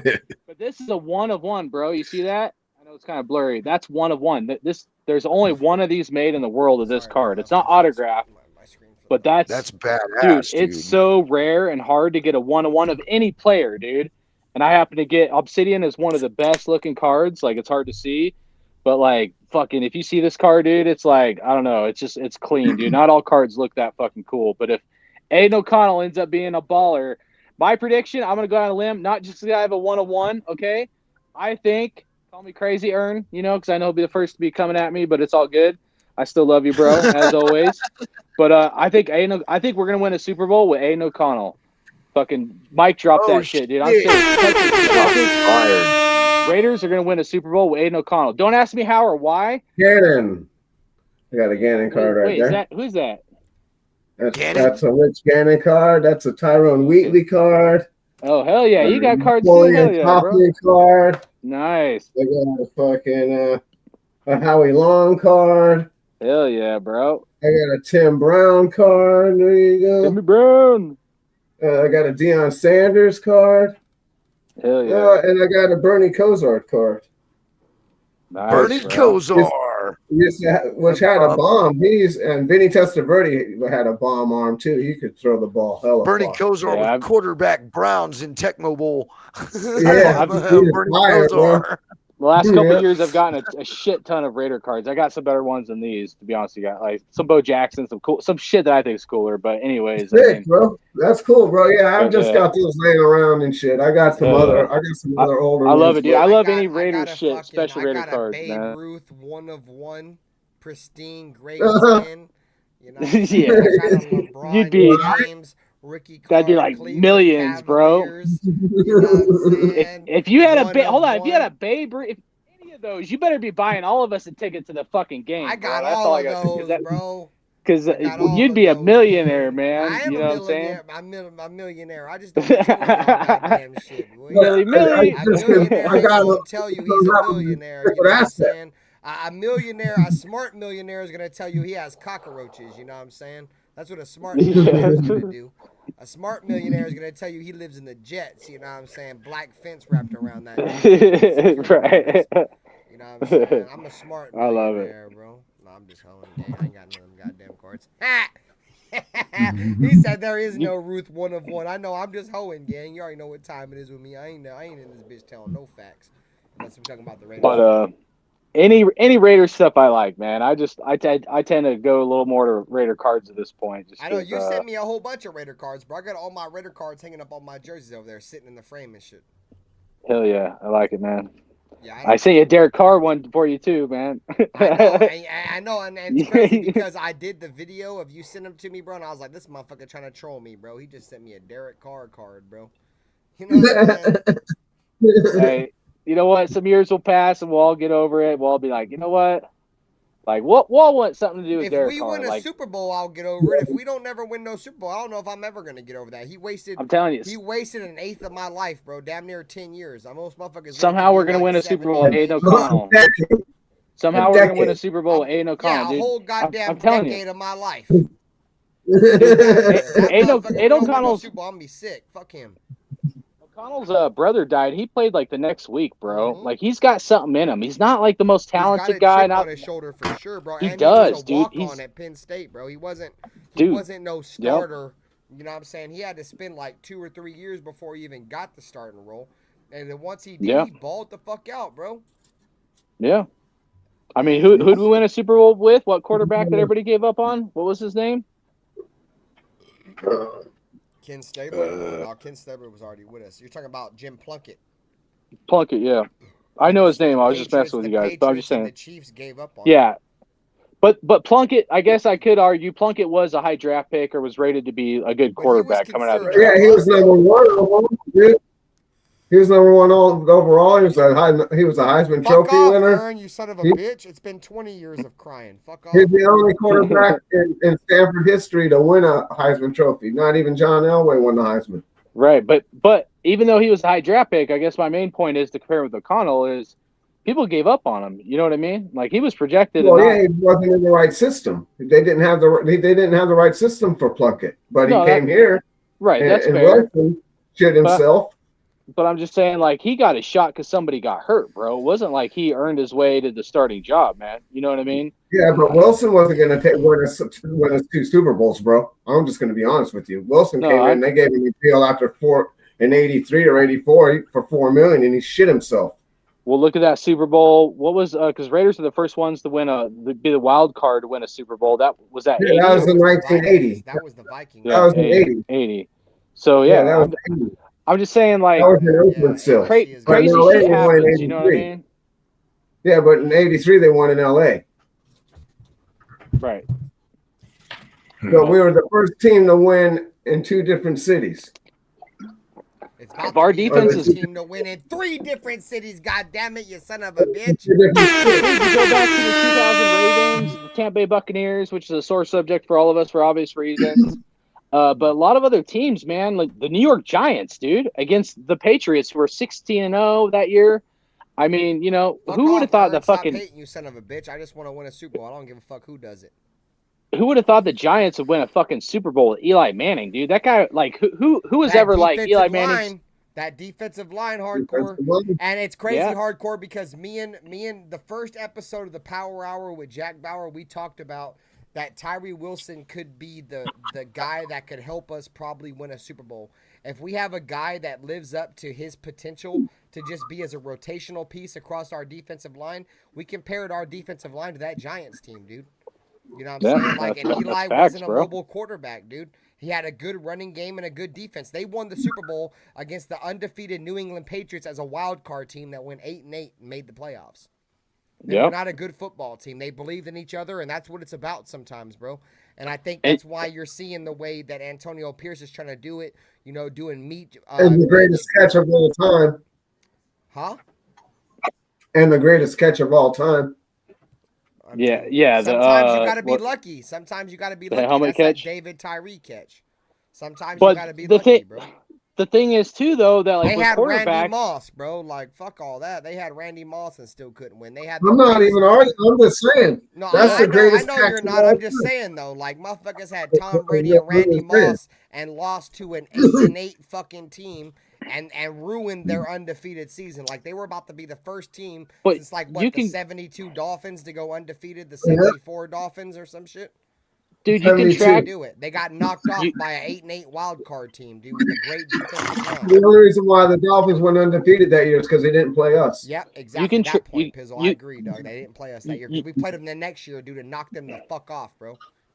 You can track a lot of quarterbacks that have been good or great in the NFL, like John Elway. That guy was not a very good quarterback, but he was great. He should have been a Raider. The NFL blocked I know, and I know he was a high draft pick, but I'm just saying, like there's been guys like a John Elway that he would suck like all game long, and he would just turn a switch at a certain point in the game and be great. JT, and Tom Brady kind of was the same way. I mean, Tom Brady was good, throughout games, but there was times where Tom Brady was not that good. You can go back to even Tom Brady's college career where, he wouldn't do very good most of the game, but towards the end of the game, Tom Brady would hit a switch and he would fucking, close the game out to win it. Like, if you look at his Michigan career, there's a lot of that going on. So my point is like all these 3%ers. You don't have to have a Lamar Jackson who doesn't have a Super Bowl ring, by the way. You don't have to have a Lamar Jackson MVP that can't to win shit. Yeah, to win a Super Bowl, you just have to have a guy that when the chips are on the line and it all matters, they hit that switch and they fucking take your team to a victory. And Derek Carr, all right, to Ern's point, right, and others that like Derek Carr, right? Derek Carr had that trait at times, but at other times he didn't and he crumbled. And so you have to be able to have that trait where it's more positive and it results in wins more often than not. And obviously it's a team sport and there's other factors. But I'm just saying that if you can have a quarterback, they don't have to be great the entire game. Just when the chips are on the line and you're getting down to the wire, they bring you down to win the fucking game. And I think Aiden O'Connell has that factor. Sorry, Critique, go ahead. Hey, in DC's fucking defense, he would be there for those games. And more often than not, I don't remember what games you were watching there, hardcore, man, but more often than not, DC would bring us back to win that game. I mean, and it happened. I remember a lot of games where he didn't too. I mean, I was in the Broncos stadium when Derek Carr, John Elway, when Derek Carr should have thrown it in the end zone same for a style touchdown. quarterback is what DC was. You know what I mean? The difference in between DC and those guys is DC wanted $40 million, or what was it, like $32 million a year? What's He don't have an DC's arm like John Elway, dude. John Elway had an what's arm DC's overall record as a Raider? A losing. That was a losing record. So I don't. He didn't. So by I don't agree with that critique, but respectfully, but I'm being honest. At times he did. Other times he did not.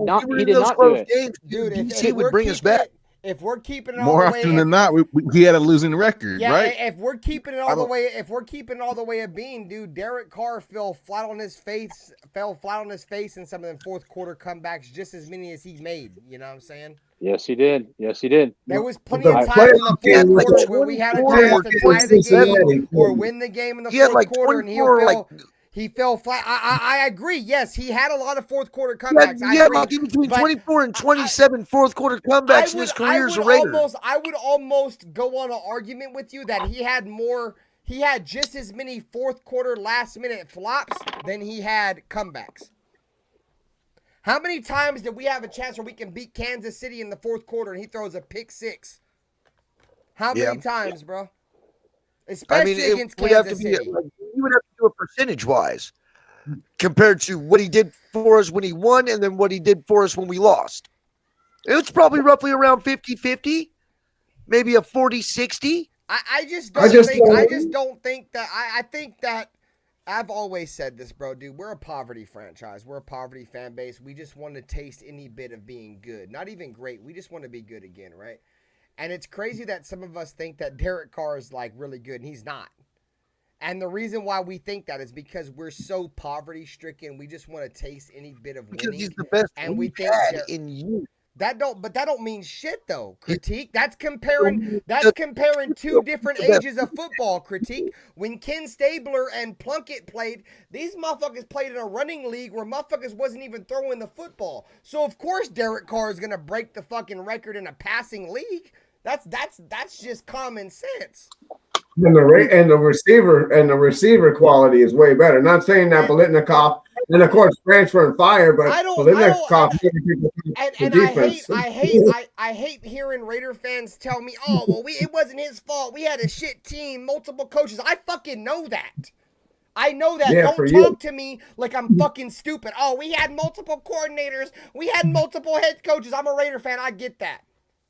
I get that, dude. But when you're throwing the ball away on fourth down and the game-winning drive, you're throwing the ball out of bounds on fourth down. You're throwing the ball out of the back of the end zone on 4th and goal. In your first ever playoff game, you're throwing it short of the end zone.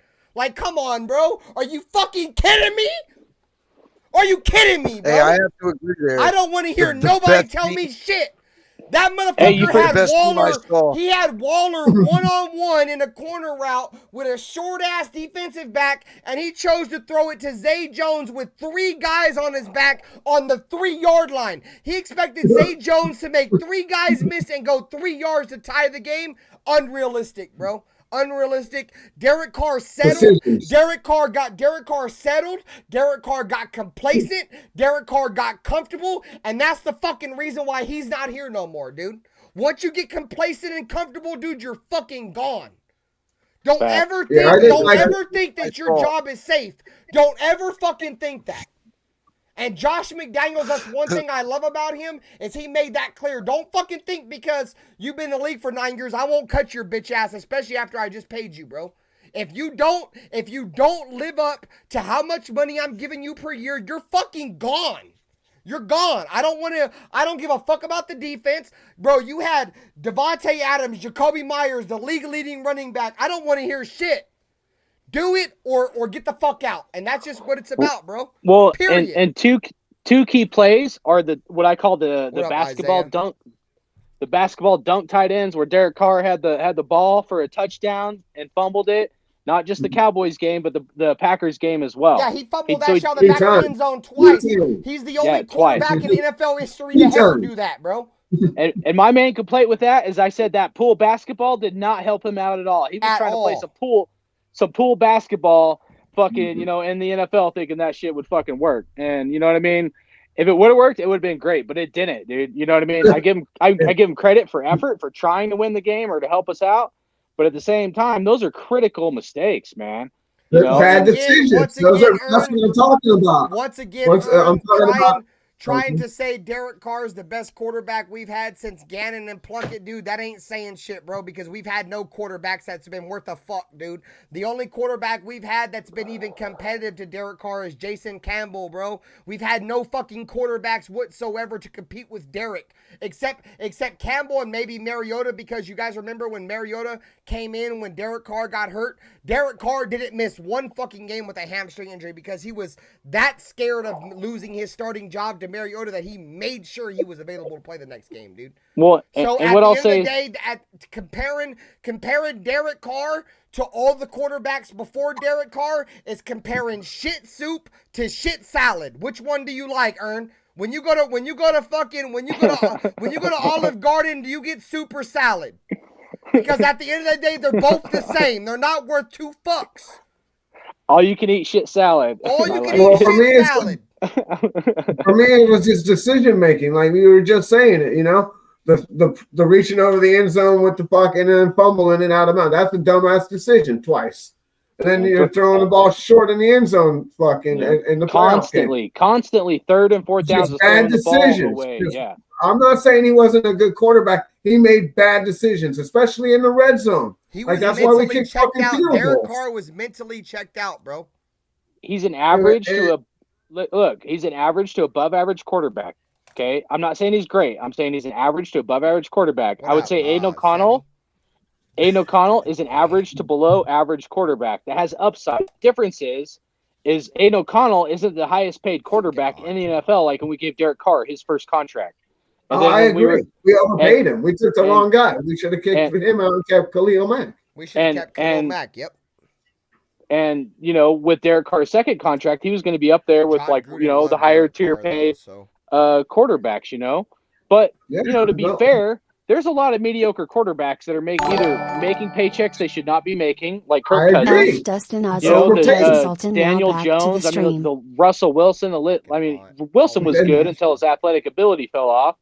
But Dak Prescott's going to be looking to get a big payday. Dak Prescott is not that good, dude. I mean, people forget last or year before last. Tim Tebow's better than DC. When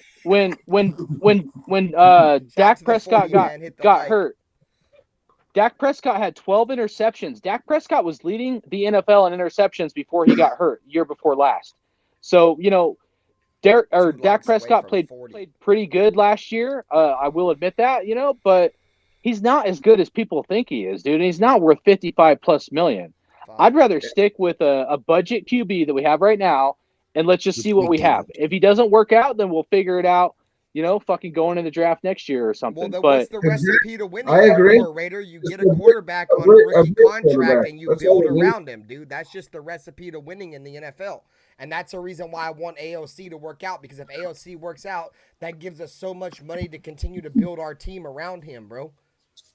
That's what it's all about. I hate to tell you guys this, bro. Like, some of y'all might be blind because y'all love Minshew. The recipe to winning in the National Football League is getting a young quarterback on a rookie contract and building your team around him. The only reason why Seattle was able to keep the Legion of Boom in Seattle was because Russell Wilson was a 4th-round quarterback, damn near in the same spot as Aiden O'Connell, and they built a great fucking defense around him, bro. And they have one of the best running backs to ever play. Look at Brock Purdy and then the Niners. I mean, eventually they're going to have to pay him, but right now, like, they're able to have a good team because they're not paying their quarterback. Everybody's talking, bro. I fucking, otherwise I'd be spilling your shit out, bro. My bad. Hey, Jack Bauer's back. Is that the Jack? Yo, how it sound? How you good? Yeah. So. Fuck you been at, making money moves? Nah, my shit was on 1%. Y'all sounding like robots. When Jim Harbaugh walks in the office and wipes. Anyways, my bad. I fucking I lost my train of thought. What up, Joe Lee? The infamous porn bomber. I'm high as hell. My opinion was like, oh, RaiderBen's not smoking, lightweight, so I had to fire back up, and now I completely can't think of nothing no more. Fuck my opinion, you fucking son of a bitch. I hate you, dude. Fuck yourself.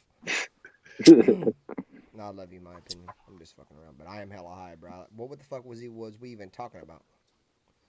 We was talking about the bad decision making of fucking Derek Carr. Oh yeah. Now some people think he's the greatest quarterback that ever played for the Raiders, even though he never won anything. Man, fuck him. He sucks. I know Ern's about to leave the stream. He's gonna get pissed right now because we keep slandering Derek Carr. He's gonna dip the fuck out. What do you win? You never even won a playoff game. You can't win playoff games. Hey, you can't have a live without talking about Derek Carr. I hate when people say, when are we going to stop talking about Derek? Can people not forget the fact that Derek Carr played damn near 10 years for us? Obviously, it's going to take some time for us to get over that. You know what I'm saying? He broke a lot of records. Yeah, he broke a shit ton of records. Like, dude, we got I feel like until we get a good quarterback, dude, we're always gonna kind of critique. Derek I'll say this. I will say this. If we have the team we have now with Derek Carr, he probably could win a Super Bowl with us. I will admit that. However, I would take Derek Carr over these quarterbacks. He's gonna have to take like $20 million, maybe pay him $25 million max. And if he don't want to do that, and he didn't want to do that before. Yeah, he didn't want to do that. He just got a $150 million payday from New Orleans. Yeah, he don't want to take that. He wants almost $40 million. He's seen Daniel Jones ruined it for the NFL, dude. He got almost $40 million for throwing 15 touchdowns. Hey, do you guys think it's a possibility DC could come back to the Raiders, though? $20 million. Pay him. Tell him we'll pay you $20 million. He won't do it, dude, because he wants money over the Raiders. He said he's going to be a Raider for life. He could have been a Raider for life. He did not want to take the pay cut needed so our team could be elevated to the next level to win us a championship. New Orleans. He's not. He changed his mind if he got beat out by Spencer Rattler. Hey, so what is his contract like? I just said this, bro. Like I know what the fuck Derek Carr had to fucking compete with, bro. I get it. I don't need you telling me that he had nobody on the team. I know that, bro. I don't give a fuck about that, bro. Here's the deal, guys. If you want Derek Carr at $40 million, you're not paying Nate Hobbs, you're not paying Trayvon Morrig, you're not paying Malcolm Kuntz, you're not getting a Christian Wilkins. Nope. That's just the facts, man. If he wants to take a real budget friendly, he's made so much money, dude. It ain't like he's gonna be eating fucking top ramen. He's the highest paid Raider in Raider history. Nobody's Facts, made bro. more money than him than in the Never won silver and anything. black With the losing record. with a losing record. Never won anything. And the most turnovers in the They're history of the five. league. The most, He yeah, could the have been most a turnovers in like the first 7, 8, 9 seasons in the NFL in history, bro. Like, man, fuck out of here, bro. he could have been a Raider. He did not want to be a Raider. I bet you we would have paid him like 30 mil, you know, and we still could have probably built a franchise, Smoke Reggie, boy. Fuck you. a franchise, you know, Super Bowl caliber team, dude. With the defense we have now, dude, if we had Derek Carr, and I know there's questions on the offensive line, but what the weapons we have now, if Derek Carr took an actual budget-friendly contract, I will admit, I do think we can win a Super Bowl with a Derek Carr. Just like I said, this is why I think we can win a Super Bowl with an Aiden O'Connell, because there's a lot of weapons on our team. Quarterback, hardcore. We just need a quarterback, and Guys, I agree with you, dude. If there's He was one already thing, signed to a Derek 3-year deal. Derek Carr don't turn the ball Dude, over. did Aiden we O'Connell. forget that? If we just have a guy that can't turn the ball over, dude, we're gonna be in a good spot, bro. We just can't turn the ball Well, over. did we forget? I mean, I understand. I'm hearing about the money and whatnot, but he was already signed to a 3-year deal. Oh yeah, He would I know. still He was be on already that making deal. $35 million a year. Derek Carr was $5 million a year. guaranteed, fully Which guaranteed, Dak 35 Prescott's million. going to want double that, by the way. Dak Prescott's going to want double that if it doesn't work out. Prescott definitely wants He's not worth it. Dallas. He's not worth it. Yeah, well, I know he he's could a ride. hardcore Raider. Check this out. So let me keep it a beat there with all of you guys, right? I would pay Dak Prescott, who led led the NFL in passing yards and passing touchdowns last year, $55+ million before I pay a scrub like fucking Daniel Jones, who has 15 touchdowns and 9 picks, $50 million. I hate to say it, bro, but this is just the going rate in the National Football League. Do you want to pay him that? That's No. the problem, though. But if the Giants are gonna pay Daniel Jones $50+ million to throw less than 20 touchdowns and damn near 10 interceptions, dude, the rest of the NFL quarterbacks are gonna want to get paid, bro. Because the Giants fucked the entire quarterback market up by giving Daniel Jones all that money, and he sucks. Giants fans are already ready to get rid of him already, bro. Call him his real name. It's Danny Dimes. I like to call him Danny Ducks. No, he's Danny Pennies. Danny Ducks, because he throws ducks all over the fucking and he throws field. pennies, and he throws pennies. Yeah. So I see you, John. Yeah, so they fucked the whole market up by giving him that much money, bro. So is Derek? So what's his contract? Is he still? Is DC's contract up? Almost Browns $40 fucked million up the market a too. year Hey, right you now gotta in New fucking Orleans. you gotta give Sammy that one because he's right about that one. The Browns fucked up the market too. So what quarterbacks are available next year in free agency? Fucking Deshaun Watson. I can't agree. I cannot agree with that, dude, because because Deshaun Watson was really good before he went to the Browns. I don't know what it is. Since he's gone to the Browns, he hasn't been really good, dude. Deshaun Watson was arguably a top 3 quarterback in the NFL in Houston, bro, with damn near nobody, bro. And then he had that whole little massage scandal, and he fell off. But I'm just saying, though, like, I don't think he ruined the market, because I honestly think if Deshaun Watson can get mentally back in the game, Deshaun Watson's one of the best quarterbacks in the NFL. You guys remember when fucking we played them and Can't get any more massages. You remember when Arden Key, hold the fuck on. Y'all remember when Arden Key kicked him in the face and he had like 7 seconds to throw and he still beat us? Yeah. Dude, he's got to get his mind back in the game. Deshaun Watson's mind's not in it, bro. He might be mentally. They made a commercial about it. Deshaun Watson deserved that money, bro. Deshaun Watson deserved that money more than Daniel Jones did. The only happy ending has been Deshaun Watson and the Browns extravaganza. It's crazy to say this. We can't talk shit about the Browns because even if they lose Deshaun Watson, dude, they're going to be a good team. They're probably going to be better than us. And that's what makes me sick, dude, is we got teams like the Browns and the Texans that are better than the Lions. Bro. The Lions. That makes me bro. That makes me sick to my stomach. These teams are better than us. The Lions. So what quarterbacks are available next year in free agency? Dak Prescott. What the fuck? Is that the only one? That's pathetic. That makes my stomach hurt. That makes my stomach hurt, bro. I have nightmares about these teams being better than us. Is that the only quarterback available next year? Yes, the only competent quarterback is like Jay, none. Dak Prescott, and that's it. And that's if Dak Prescott re-signs with the Cowboys, nobody. We have to rely on getting a quarterback in the draft. If not, we're rolling with Minshew or Aiden O'Connell for another year. Or they got to pull off a trade. Like I've been saying, Hooker. stop fucking around. Someone's got to be willing to trade games. Exactly. JT So, like, we can want to trade. We can trade. We can want to trade all we want, dude. If nobody wants to trade for us, it don't fucking matter, dude.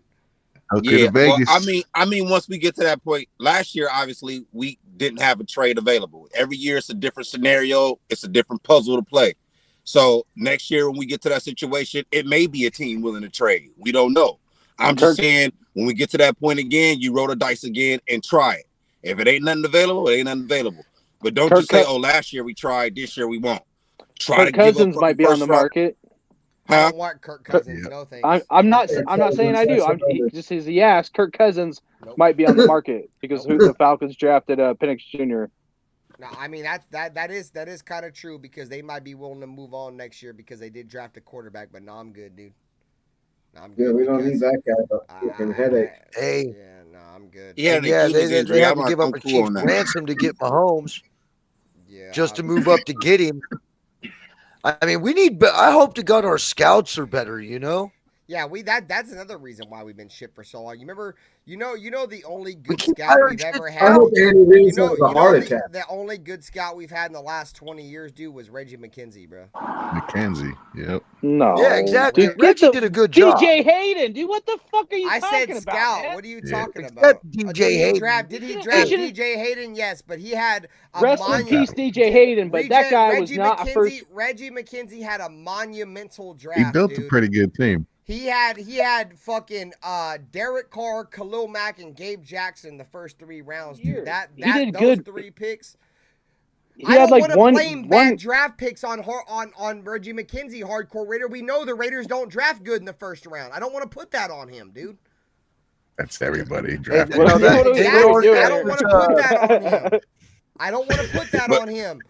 But he did have some later draft picks that also panned out pretty good in the last 20 years, what general managers have David had Arnett us, was John Gruden. In the last 20 Mike years, what general managers have had us at least showing some shine, some hope of light, right? Reggie McKenzie kind of built a team, and then John Gruden kind of built a team. John Gruden ended Reggie McKenzie because John Gruden didn't want to work with Reggie McKenzie. He started his own shit, kind of became the scout, kind of built a little, then bow, smashed. So we got to hope that Telesco is the guy that can kind of hopefully scout us some players. Otherwise, we're fucked, bro. Well, Telesco has done good in the first and second rounds. The later rounds have been questionable, to be honest with you. But there's history. The first 2 rounds are pretty good. After that, sometimes it's questionable.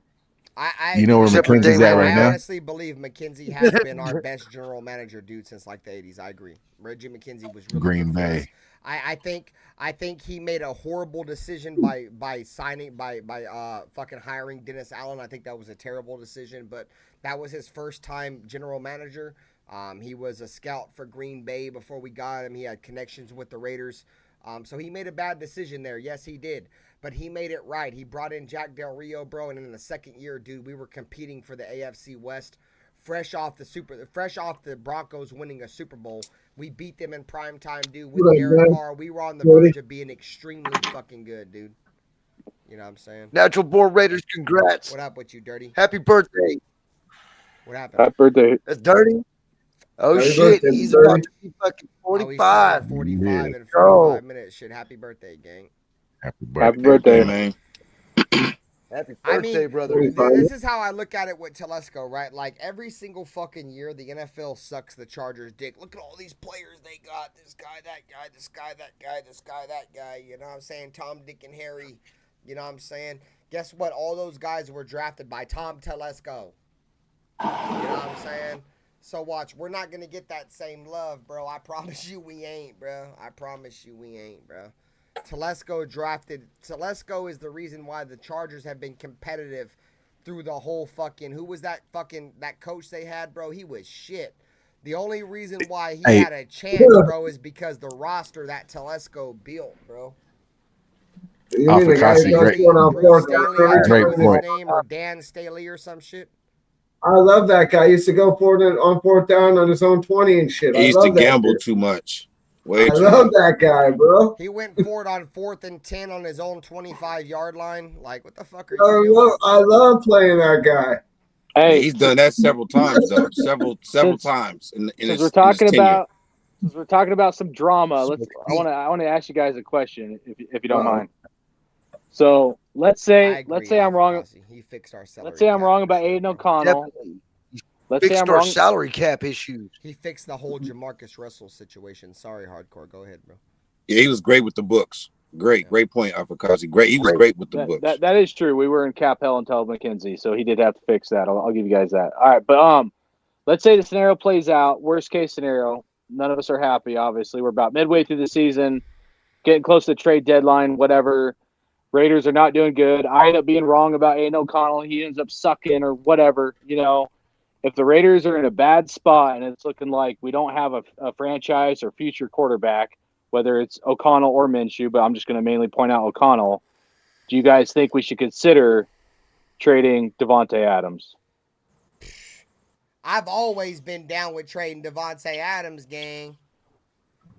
Trading him for what though? And I love Devontae Adams. He's a Raider fan. He's from East Palo Alto, 650. I talked about this last night, dude.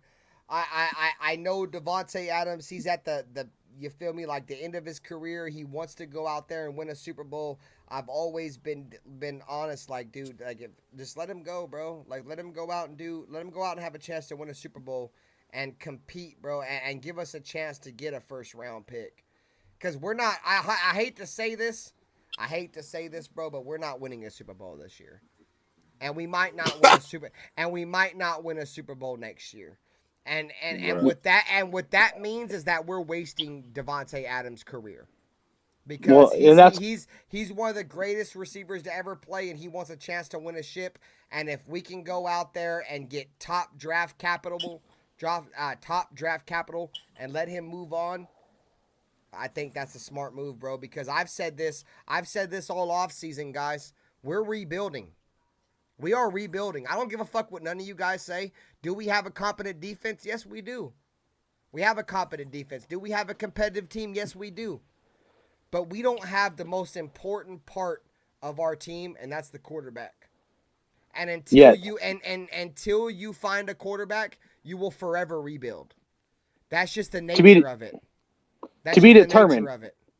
That's if O'Connell doesn't work out. It could be completely different. Oh, well, of course. I mean, if was a fifth, I'd be drunk, and if my aunt had nuts, she'd be my uncle. You know what I'm saying? So I mean, I understand what you're saying, but I'm going off realistic traits, bro, and the realism about it is that shit ain't gonna happen. I'm gonna disagree a little bit because or Brian Johnson up. We ain't got a and see if maybe we're forever rebuilding. See if maybe they want a quarterback for us. It's an important position on your football team. If you don't have a quarterback, you're never going to win. We're not in the National Football League anymore where dudes like Brad Johnson are going to win you a Super Bowl. These quarterbacks that ain't worth a shit, that's in the past. That's not happening no more. If you don't don't talk about Brad.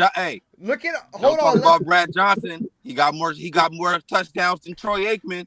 Don't forget that. Don't forget that. Hey, look at all the quarterbacks that are in the playoffs every single year. The only quarterbacks that are not first-round picks is Dak Prescott and Brock Purdy. That's it. If you ain't got a competent quarterback, you ain't going fucking nowhere in the National Football League. It's I hate to say it, and you are forever rebuilding until you find one.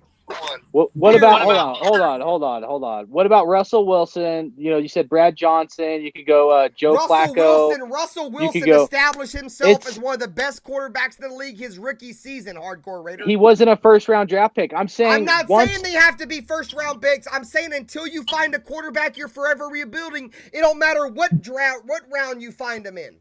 Don't matter. Team, the talent we have on our team, minus maybe the offensive line, I'd say we're in a more of a win now mode than we are of a rebuild mode. However, the caveat is if we find a quarterback, I agree, but that's not going to happen, Hardcore.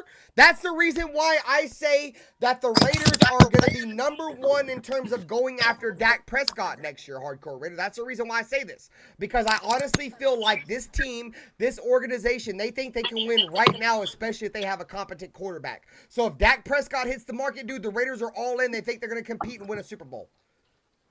If the defense does what it's supposed to do. That part. Once every 7 to 10 years, like a team like a Eli Manning, Russell Wilson, he ended up being good, but at first, like, he wasn't, drafted high, as far as that goes. He did good pretty much right off the bat. JT. But it's like once every 7 to 10 years, a mediocre quarterback wins a Super Bowl, like a Brad Johnson or something. So Eli's not mediocre though, bro. Eli comes from pedigree. Hall of Fame quarterback, dude. He comes from pedigree, bro. His brother's Peyton. Could you imagine having a brother like Peyton? People can say what they want about Eli, dude. He won football. He won football games, bro.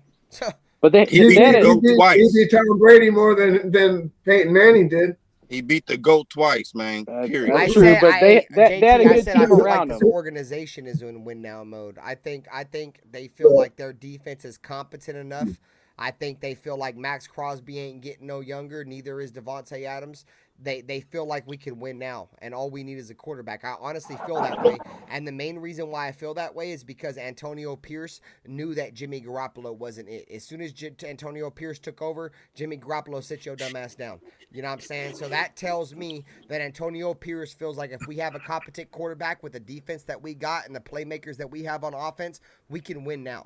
And I honestly feel that way too. I'm telling you right now, if we had a quarterback, I don't want to say Patrick Mahomes because that's obvious, right? I think if we have a quarterback on the wavelengths of Josh Allen, I think we could compete for a Super Bowl right now. I honestly feel that Dude, if Peyton Manning came to the Raiders instead of went to the Broncos, we would probably win a Super Bowl. I'm just saying, bro. I have us at 10, bro. I have us at 10 wins with incompetent quarterback play with Aiden O'Connell and Gardner Minshew. If we had a competent quarterback, dude, I honestly feel like we're in position to be really deadly in this division because we proved that defensively what we can do to Kansas City. I honestly, I don't want to get rid of Devontae Adams, but if the Raiders do what I like to call the Raider flop and we're midway through the season, it's something we have to consider. But I wanted to hear what the other guys have to say if you're all right with that. I want to hear what Nate has to say and Jack on that. Did you guys trade Devontae if we're sucking, man? See, the thing is, if you trade Devontae, then you want to trade him to a contender. And if you trade him to the contender and they're giving you a first-round pick, how good is that first-round pick? Is that first-round pick going to be good enough to get a quarterback? Is it going to be good enough to get a quarterback that we need? So my thing is, man, I say you just hold on to Devontae, man, honestly, because he's one of the best players we've seen in our generation. And I think you hold on to that in the Raider uniform for as long as you can. And, if it's the last year of his contract and he want to go, okay, cool. But I don't think you're going to get a top first-round pick, a top 5, top 6 pick, which is what we're going to need to get. So I think that's what we're going to need. Like, I don't want to get a 17th pick or 20th pick and draft a linebacker and some other bullshit just cause. Like, to me, that's not cool. I'd rather keep Devontae. Go ahead, finish what you were saying, gang. Sorry. No, it's cool. I'll just say I'd rather keep him than trade him if it's not for a top 10 pick. I said this. I made a whole show about this earlier in the year, and people laughed at me, dude. If we could trade Devontae Adams to the 49ers right now for Brandon Ayuk and a second-round pick, bro, I'm trading him right now in a fucking heartbeat at the drop of the dime, bro. Brandon Ayuk is one of the best wide receivers in the league. He's so fucking underrated. Dude, he's pretty much like a poor man's Devontae, bro. I'm trying to tell you, bro. The only reason why Brock Purdy is worth a fuck is because of Brandon Ayuk. If you take Brandon Ayuk out of that offense, you're gonna see Brock Purdy's fucking his stats and everything go way down. But go ahead, Nutty Raider Nate. I see you wanting to talk, bro. Go ahead, gang. Everything's on the table for me. Nothing's off the table. If he especially if he wants to go, I mean, he's saying all the right things, like he wants to be here, and I love that shit, and that's why I want to keep him. But at the end of the day, it's fucking. I want my Raiders to be as good as possible, and if we got to pay a wide receiver $40 million, I don't know if that helps us. Nope. That's a good point. But so I'm not opposed to trading him for a first round, late round draft pick. I think we could still package that up and move up with some kind of mega deal if we like something we see. So that's not, everything's on the table for me. Hey, I disagree with JT and Ern. Like, we run a West Coast offense, bro, and Kyle Shanahan's offense is very similar to what Luke Getsy does.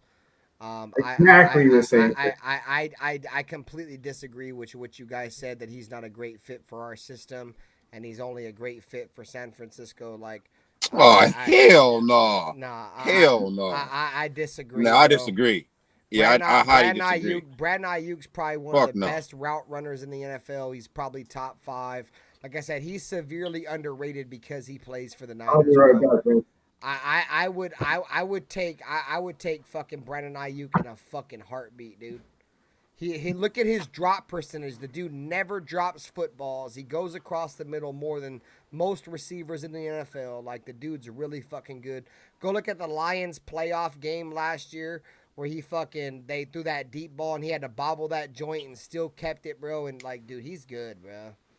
He's good. Debo Samuel is not a wide receiver 1. He's a Percy Harvin without the migraine headaches, bro. And I honestly don't think he's as good as Percy Harvin. I think that's throwing shade on Percy Harvin. Yeah. Like, Percy. Debo Samuel is no better. Is not a wide receiver 1. He's a gadget football player that you can line up at running back. He's not a running back. Yeah, he's not receiver. he's not an every down outside the numbers wide receiver. I'm telling you right now, if the Niners lose Brandon Ayuk, dude, their offense is gonna take a significant step back. Like, I'm telling you right now, bro, because Debo Samuel's not a wide receiver 1. He's not an X. He's not a Y. He's a Z wide receiver. He's a fucking H back, an H back type wide receiver, dude. Nah, bro. They don't have a wide receiver 1. Brandon Ayuk is the wide receiver 1 for San Francisco, bro. And if they let him go, they're fucking stupid, bro. They are fucking stupid. And Kittle's injury prone. Kittle gets hurt every fucking year, bro. Brandon Ayuk don't never get injured. Am I saying Kittle's not a good tight end, elite tight end? No, he's a really good tight end. He's probably arguably one of the best tight ends in the league, but he gets injured a lot, dude. Brandon Ayuk don't get injured, bro. That motherfucker plays every fucking game, bro. Didn't AP coach Ayuk? Yeah, he did at Arizona State. Great point. That's why I feel like that's realistic. Like, that's really Devontae Adams literally just sat out of practice for no reason. Not injured, nothing. He just sat out in street clothes. Could there be a trade behind the scenes? Because the Niners think they can win now, right? Mm-hmm. Ayuk don't want to play there no more. They don't want Ayuk. The Raiders are building for the future right now. I do it. I do it too, bro. I'm trying to tell you, gang, get rid of everything's him, on the table. No disrespect to Devontae. I love you, bro. But let him go, bro. Like, he don't want to be here no more. He let him go play for another Bay Area team. See if he's got a chance to beat Kansas City. He didn't say that. He didn't say that. I'll give him credit. He didn't say that. He said all the right things. He wants to at every point. Everybody's trying to. I'm not saying what he said out of his mouth, Nutty Raider Nate. We seen the body language. We seen what he said in the wide receiver fucking right now. Bro. He don't want to play here no more, bro. Yeah. He came here for Derek. Derek's not here. He don't want to be here. He wants to go win a Super Bowl. Send his ass on, bro. Respectfully, bro. I think it depends how we're doing midway through the season. That's why I wanted to bring the topic up. Raider Critique, did you want to talk on it, man? Critique's on mute, bro. He went to go eat a s'mores right now with that fire. He's cooking a s'mores right now. He's a graham cracker and a marshmallow right now, gang. It's an important question, dude. I mean, like, it's tough. Honestly, exactly. like, Dixon, I've kind of go, bro. She's for the streets. Devontae Adams is for the streets, bro. Let that bitch go. Let the hoe go. Let the hoe go, bro. Put that bitch on E14. Get a quick dollar out that hoe, you heard?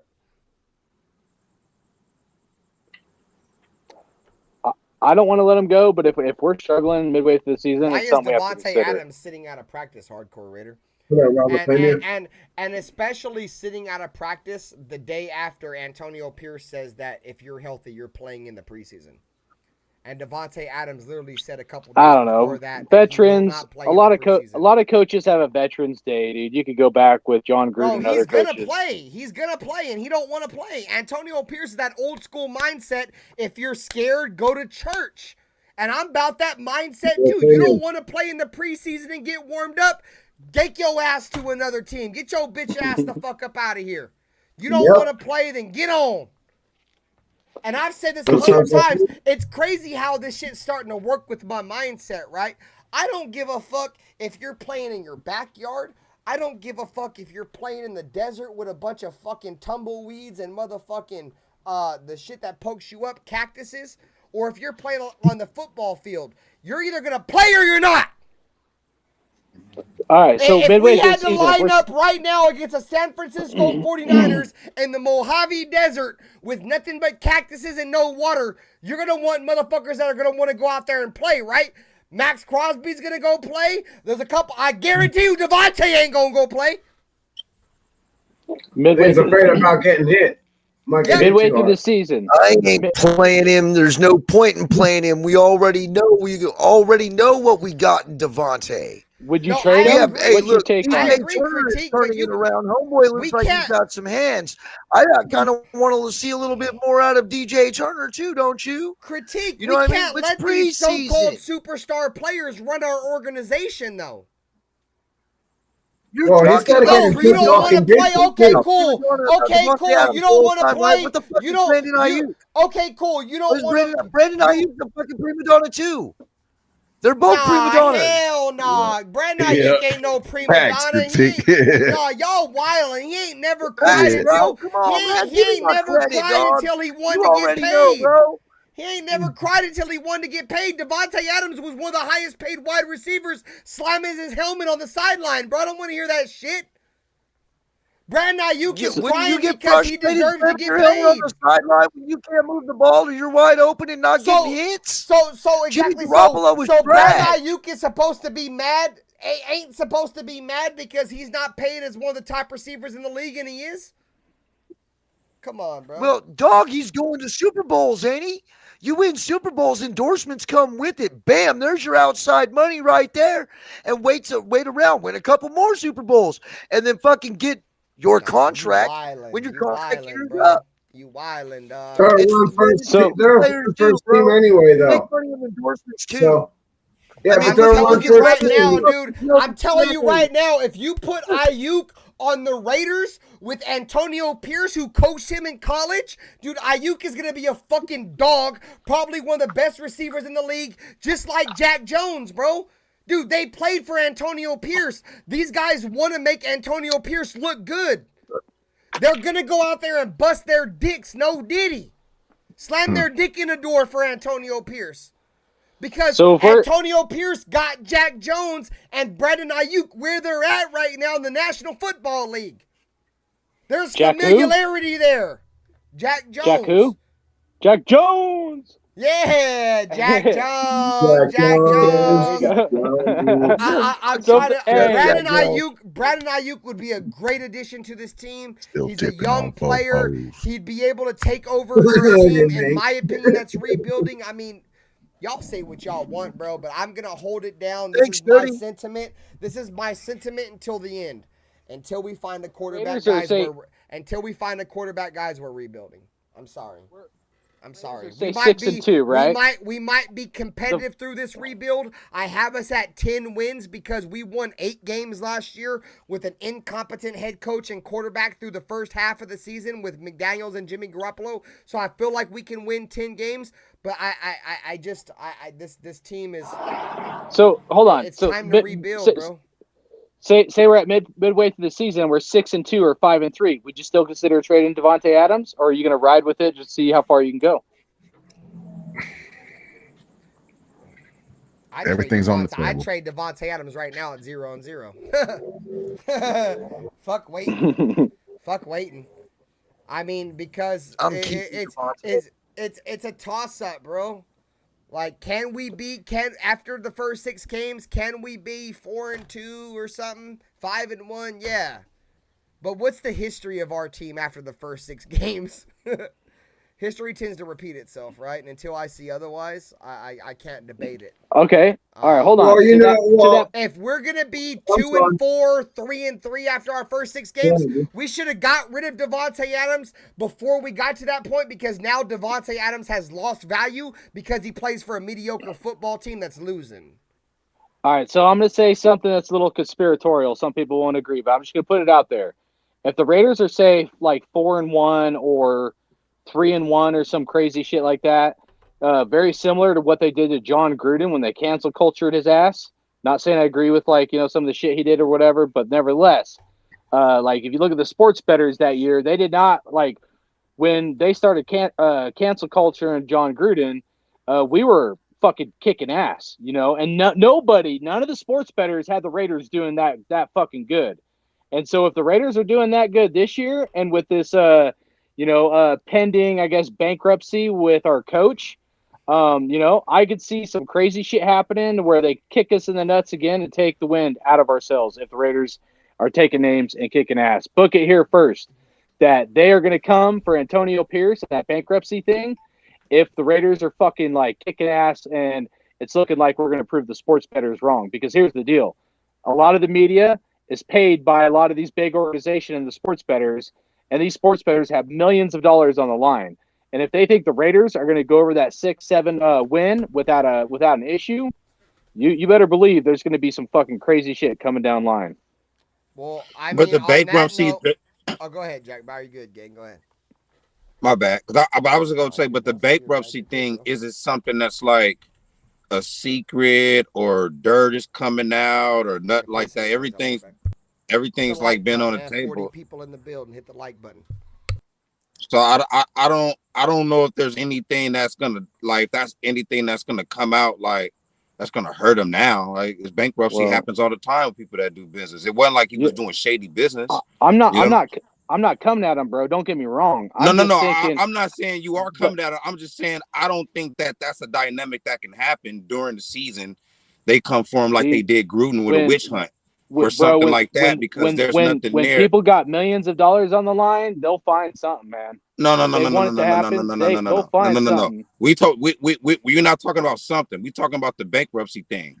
With the bankruptcy thing, there's nothing to come out of it because it's already a situation where it's on the table. There's nothing to bring out of it to bring him down, is what I'm saying. The guy that was in charge of it, the CEO or something, did some shady shit. His butter on toast, bro.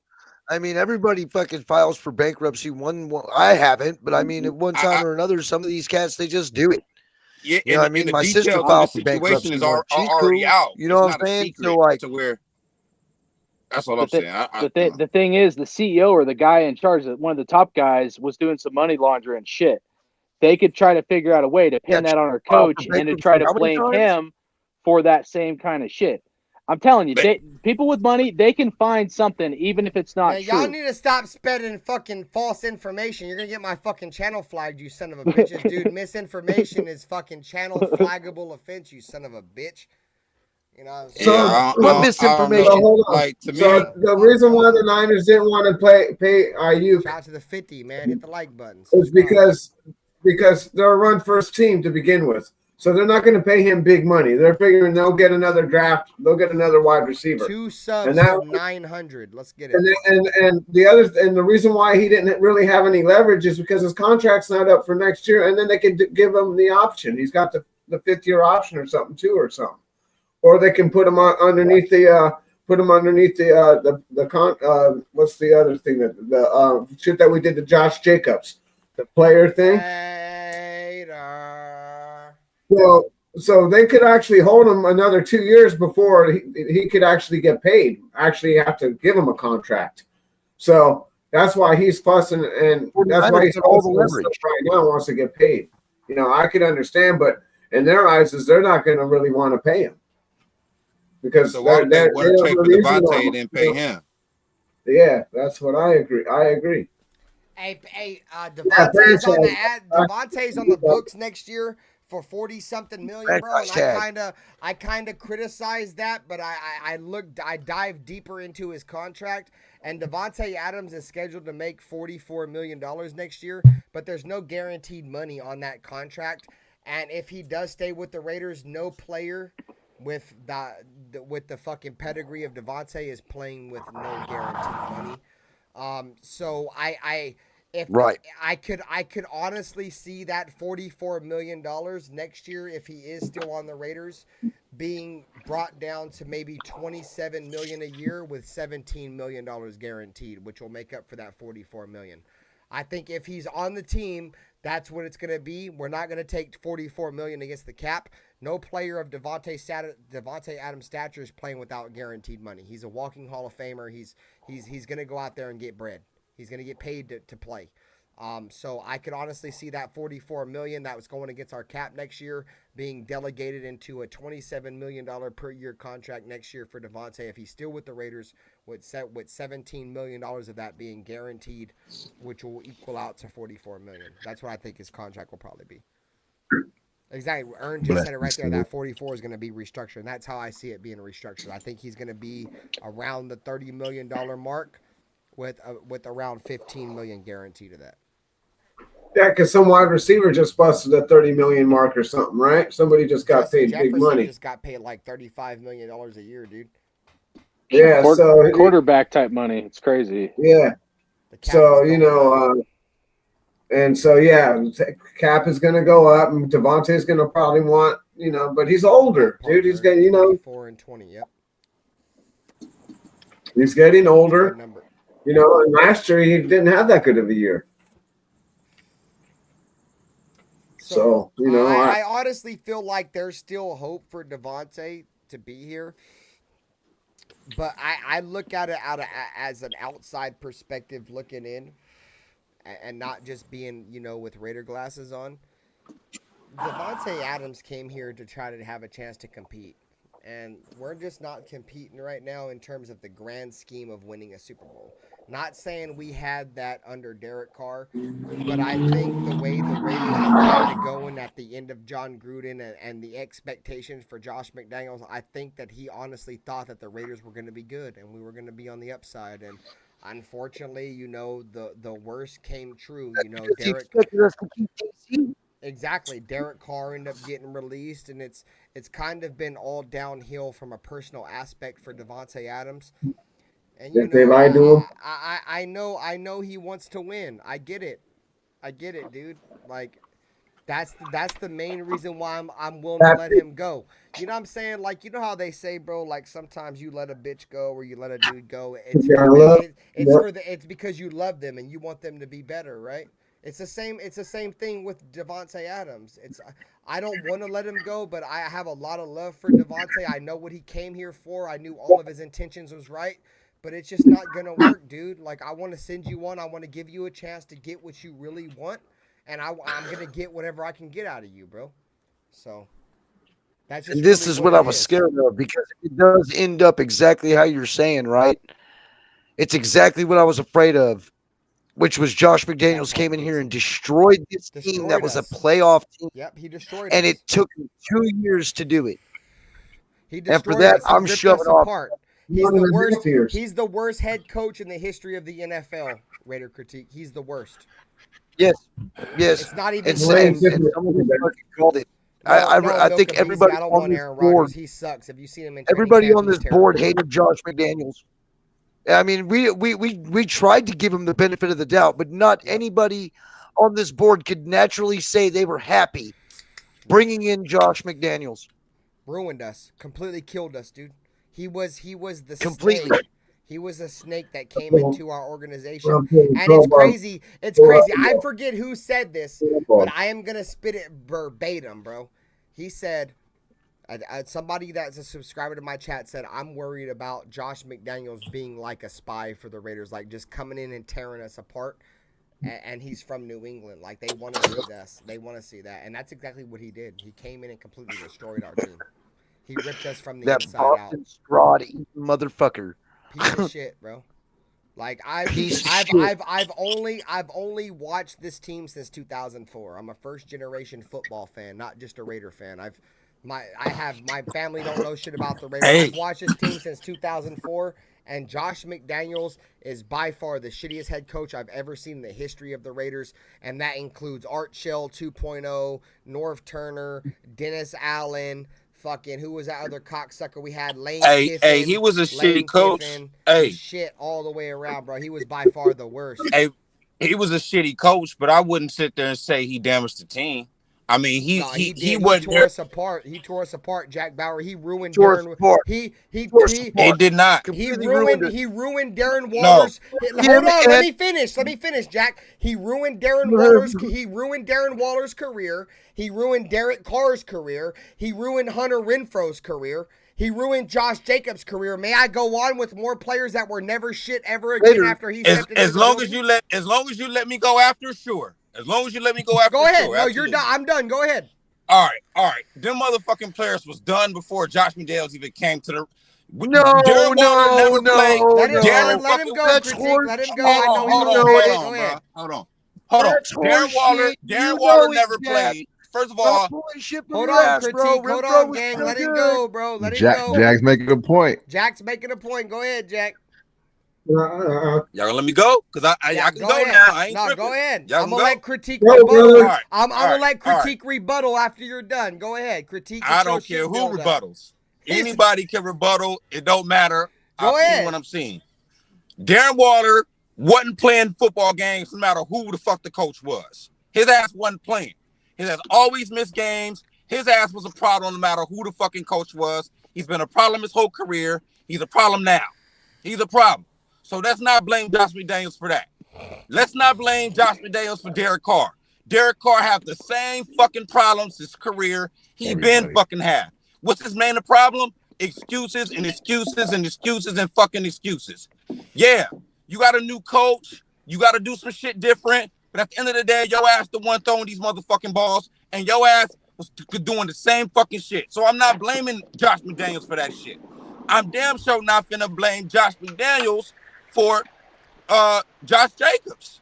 Neither. I'm not finna blame him for Josh Jacobs neither, because you was getting hurt your damn self. You didn't even you used to complain that Gruden used to run you into the ground. Oh, I don't like Gruden because Gruden used to run me to the ground. And da-da-da-da-da. So you get another coach, and what's the problem with this coach? So, yeah, was Josh McDaniels the best coach? Fuck no. Was he the worst coach? Fuck yeah. But was he responsible for tearing the Raiders up? Fuck no. He wasn't there long enough. They nipped that shit in the bud. They nipped it in the bud before it can even get that bad. Was he sour in the locker room for when he was there? Yeah. But let's not make it seem like it was an atomic bomb and it blew up the organization for the few games that he was here. That's bullshit, bro. Them players that we love so much was trash, and we loved them way too much, and we blaming that shit on Josh McDaniels. Give me 2 seconds, bro. Let's get the rebuttal in. Go ahead, Critique. Go ahead, gang. It dropped on the floor and he came over and tried to go. He's like, can I have it? Hold on, Hardcore. Hold on. Go ahead, Critique. Did he not take over a playoff team? A playoff team that was built on what, drafting?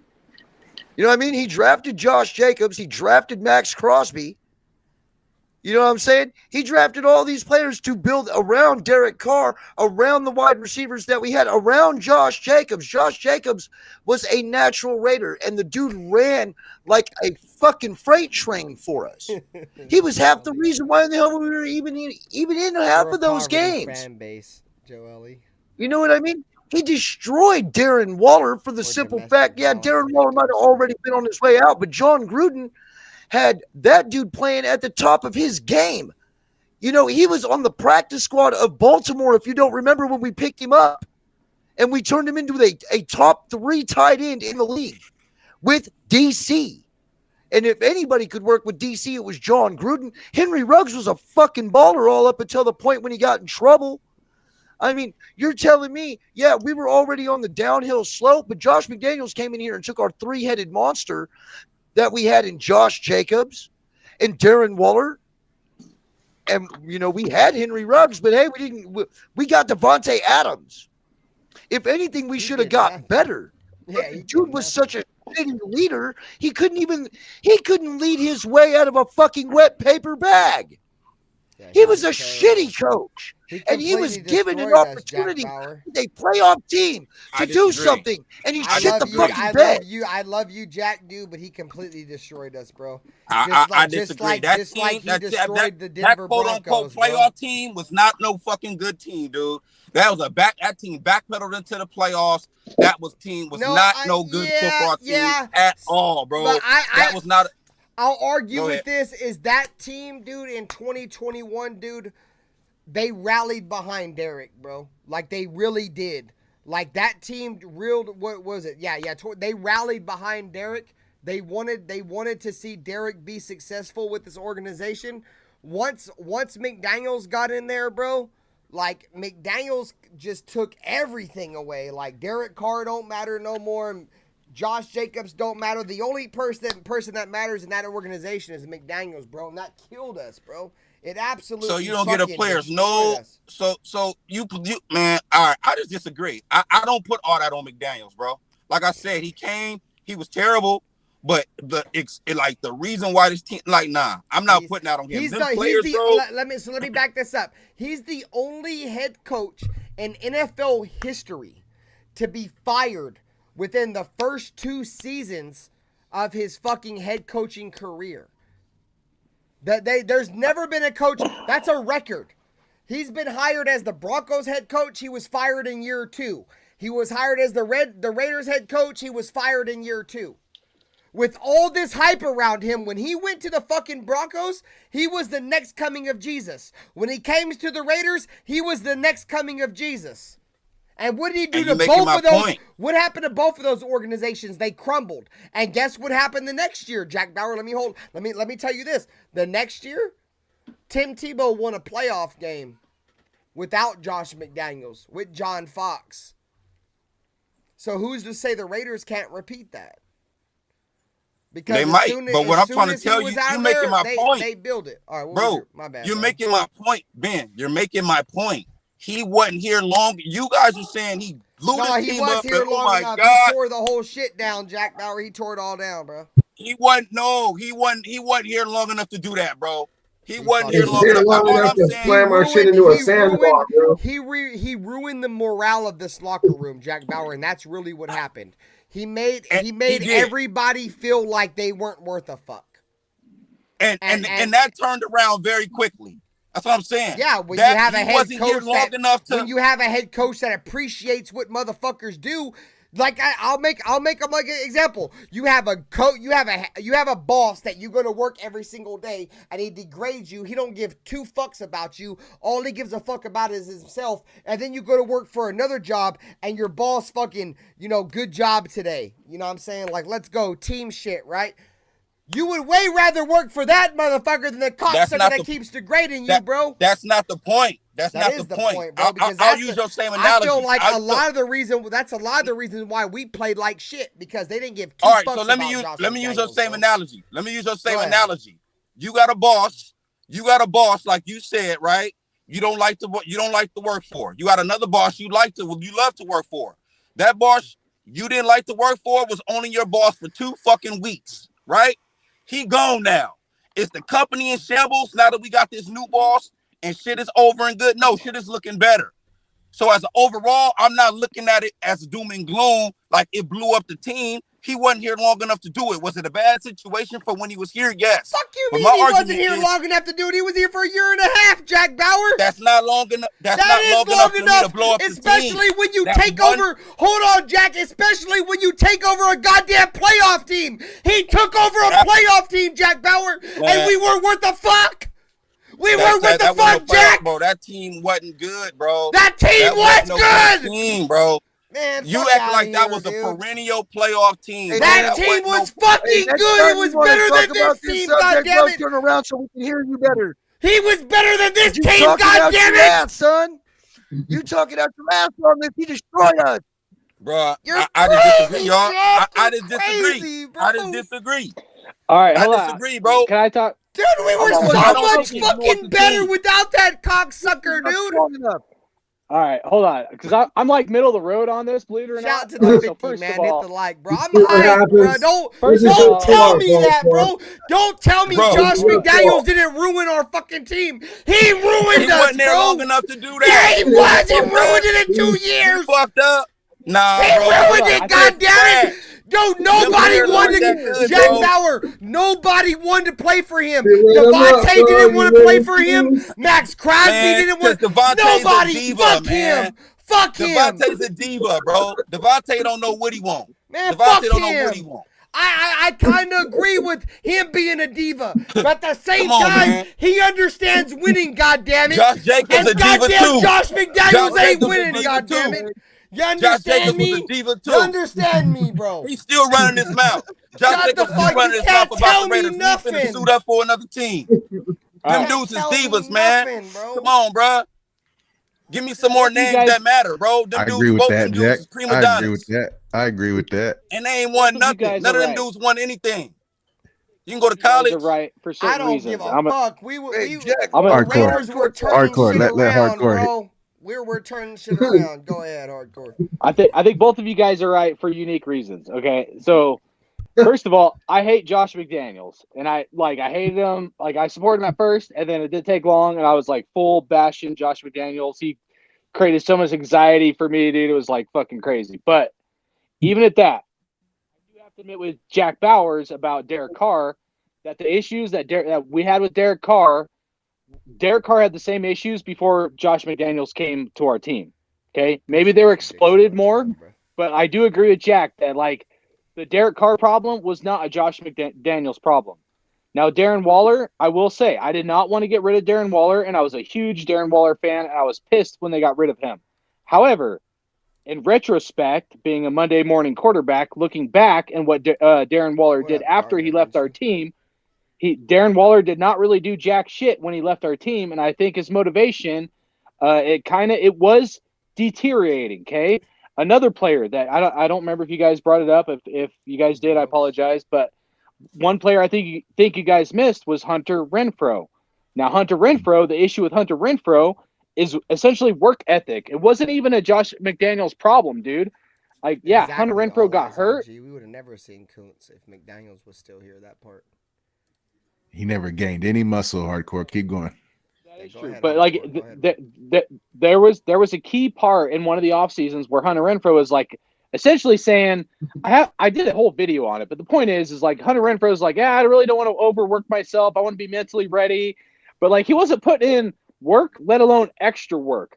And I mean, like he just wanted to sit on the couch in the offseason kind of fucking shit. And that's crazy to me because we paid him pretty fucking good money to be a slot wide receiver. And he was good with Derek Carr and John Gruden. And there was times where he was good, but he was on a dissipating, decline. And where's Hunter Renfrow now? Why is nobody signing Hunter Renfrow now? So like to Jack Bauer's point, that those issues, at least those three players, I don't see those as a Josh McDaniels problem. That's an individual player's problem. At the same time, I will disagree a little bit on the Josh Jacobs thing, okay? Although Jack did bring up some good points, but I would say is that absolutely Josh McDaniels ruined and had an impact on the Josh Jacobs effect to like the highest fucking degree. And the cancel, like I won't put it that way.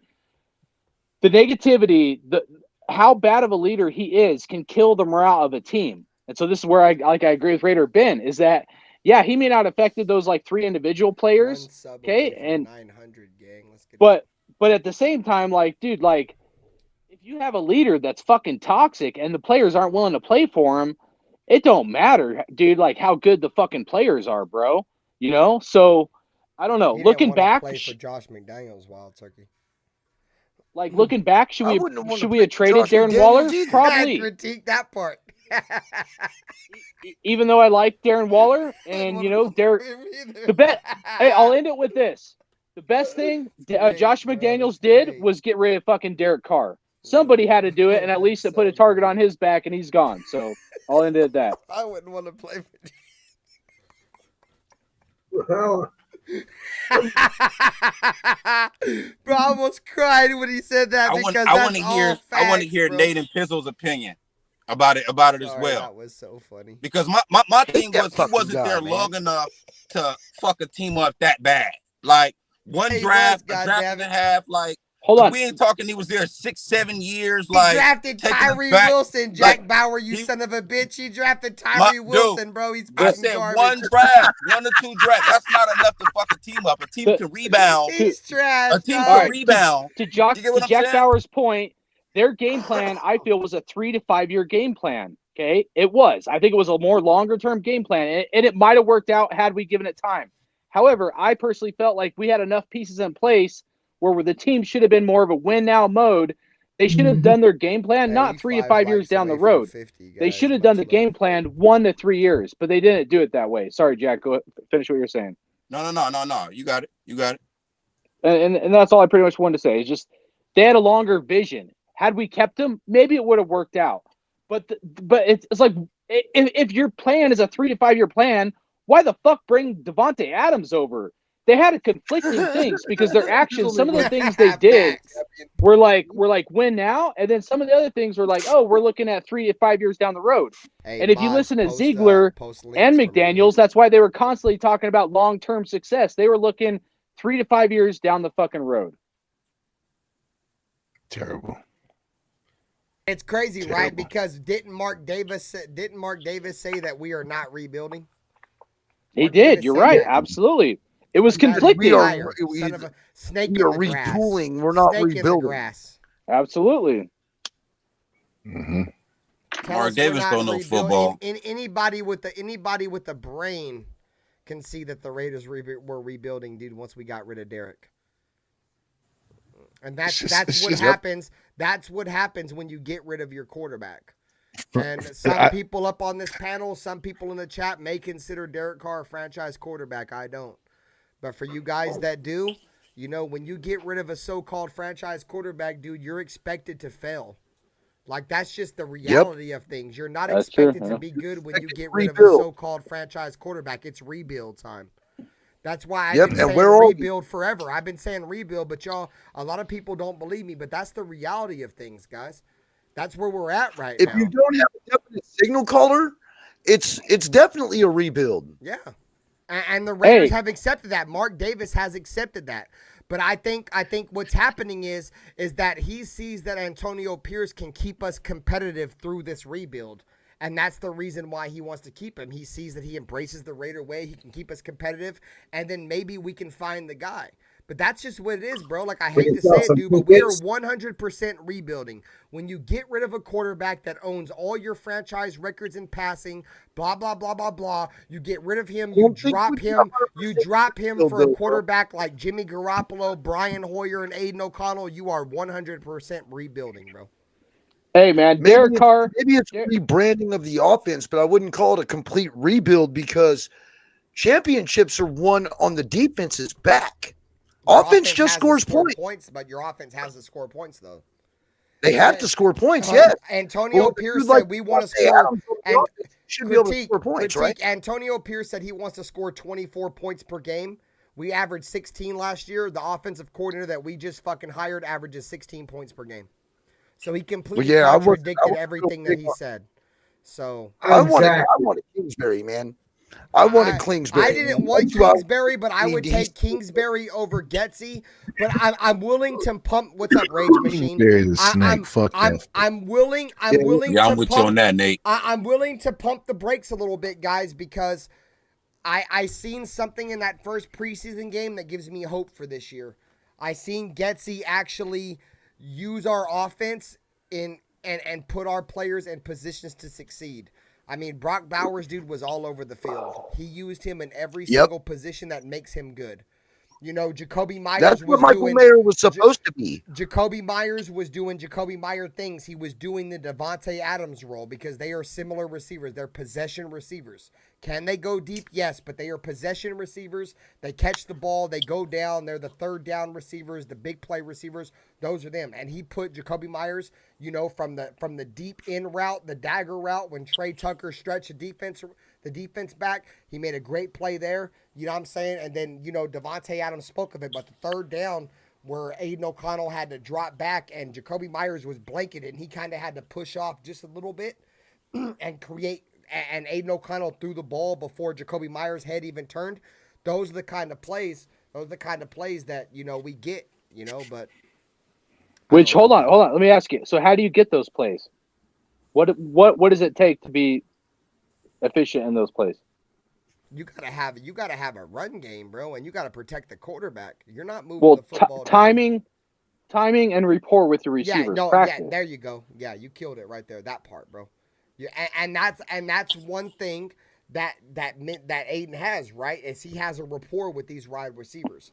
So not only is Minshew kind of behind the 8 ball in terms of already being brought in to be the backup quarterback and having to compete with Aiden and prove that he's the number one quarterback, but what I'm saying, he's got to go out there and prove that he can do something, bro. Otherwise, he's out, bro. Like Aiden's the starting quarterback, and fucking AP said it in OTAs. I don't know if y'all remember, bro, but AP said it. He said this is fucking Connell's fucking Aiden O'Connell's job to lose. The fucking seniority he has here, all the shit. Gardner Minshew said in his press conference when he was brought to the Raiders, his introductory press conference, he said that he was brought here to be the backup quarterback for the Raiders and he's going to compete to be the starter. So everything is set in stone already. I hate to say this. Gardner Minshew is going to have to show that he is significantly better than Aiden O'Connell to win the starting job. Aiden O'Connell's got it already. He has a rapport with these receivers. This is kind of Antonio Pierce's guy, kind of. You know what I'm saying? Like, I honestly feel like me and Jack Bauer talked about it last night. I honestly feel like the only way that Aiden O'Connell is not the starting quarterback for the Las Vegas Raiders week 1 is if he completely comes out here and folds on his face tomorrow. And Gardner Minshew lights it up. Yeah, on some Derek Carr, Matt Schaub type shit against the Seahawks, right? Where, everybody's expecting, Matt Schaub to be the quarterback and Derek Carr drops 4 dimes for touchdowns. Like, if that don't happen, I honestly expect Aiden O'Connell to be the starting quarterback week 1. Well, hey, we got to protect him, like you said, bro. And having Andres Pete out there at left tackle is not doing the job. They better switch up this fucking depth chart ASAP. You mean Nightmare Cortez? Nah, but I forget what I was gonna say. I want to ask Nate a question, dude. Since you got that offensive line mindset, bro. What is this offensive line? And I mean, like, go into detail, like, if you could. But 50 guys, we have 50 people. Much love. Hit the like. Hey, drop the links, guys, for Hardcore Raider and Raider Critique in the chat, and Nutty Raider Nate. Drop all them links. Go subscribe. Appreciate to my it, guys. Man, you know what time it is, bro. Oh, D Menace. I ain't even gotta say nothing. D Menace is already dropping links, bro. Much love, D Menace. But Nate, what does this offensive line need to do to be able to block for like an Aiden O'Connell? Like there's obvious like things, you know what I mean? Like, but since you're like an offensive like lineman, what would you look for us to have the success we need for this offense to be successful? I personally think a lot more of it should fall on the offensive line than the quarterback, which sounds stupid. No, that's fucking 100%, bro. No, that's not stupid at all. That's exactly we're gonna go as far as this offensive line can protect and run the ball. It's a big issue for me, and for me it's coaching, bro. The coaching decisions, like the whole matter of fact that they went this far is Andre Pete as a left tackle. That's all he's played this whole offseason, and what I've been hearing. It's not looking good. And they don't. I don't like it. Don't look good, which is I can see it. Almost the third play of the game. It's like, okay, this dude's kind of like he's a little older. He's a little longer in the tooth. He should be playing guard maybe, but it's coaching, bro. It's coming back to coaching. We got to put the right guys in, not just because they're rookies or they're younger or stronger, whatever. It's the best guys. Let's get it. Best players need to play. That's what we need to do. The best group of guys that have the best camaraderie, the best cohesiveness, the best flow together. That's who needs the best five, bro. And Andre James, bro. Andre James is fucking. I think he needs to maybe ride the bench. That's another one for me. You already know how I feel about Andre James. I'd be willing to put Cody Whitehair at center, dude, because that's where he was Pro Bowler. He was a Pro Bowler there. And I no 100. I would choose Parham over, but I honestly think the Raiders have a plan to him play guard. But I honestly think I would way rather go week one. He's getting knocked back. I'd go week guard, one bro. with Colton at left tackle, JPJ at left guard. Even though Antonio Pierce said that he don't think he's gonna play week one, I would go motherfucking Cody Whitehair at center. Motherfucking Dylan Parham at right guard, and DJ Glaze right tackle, bro. Jermaine Illuminor is a scrub, bro. That motherfucker don't want to practice because he's got a hurt finger, bro. He's the type of motherfucker that'll go stub his toe and want to miss. Oh, yeah, Munford. He's the type of motherfucker that'll go. I forgot about it. I'm saying Illuminor shit. He's the type of motherfucker that'll go stub his toe, bro, and miss practice, bro. Man, fuck out of here. Give me Colton. Give me JPJ. Give me Cody Whitehair. Yeah, I'm always see that, bro. Dylan Parham, and give me DJ Glaze week one, gang. Let's get it, gang. You already know what fucking time it is.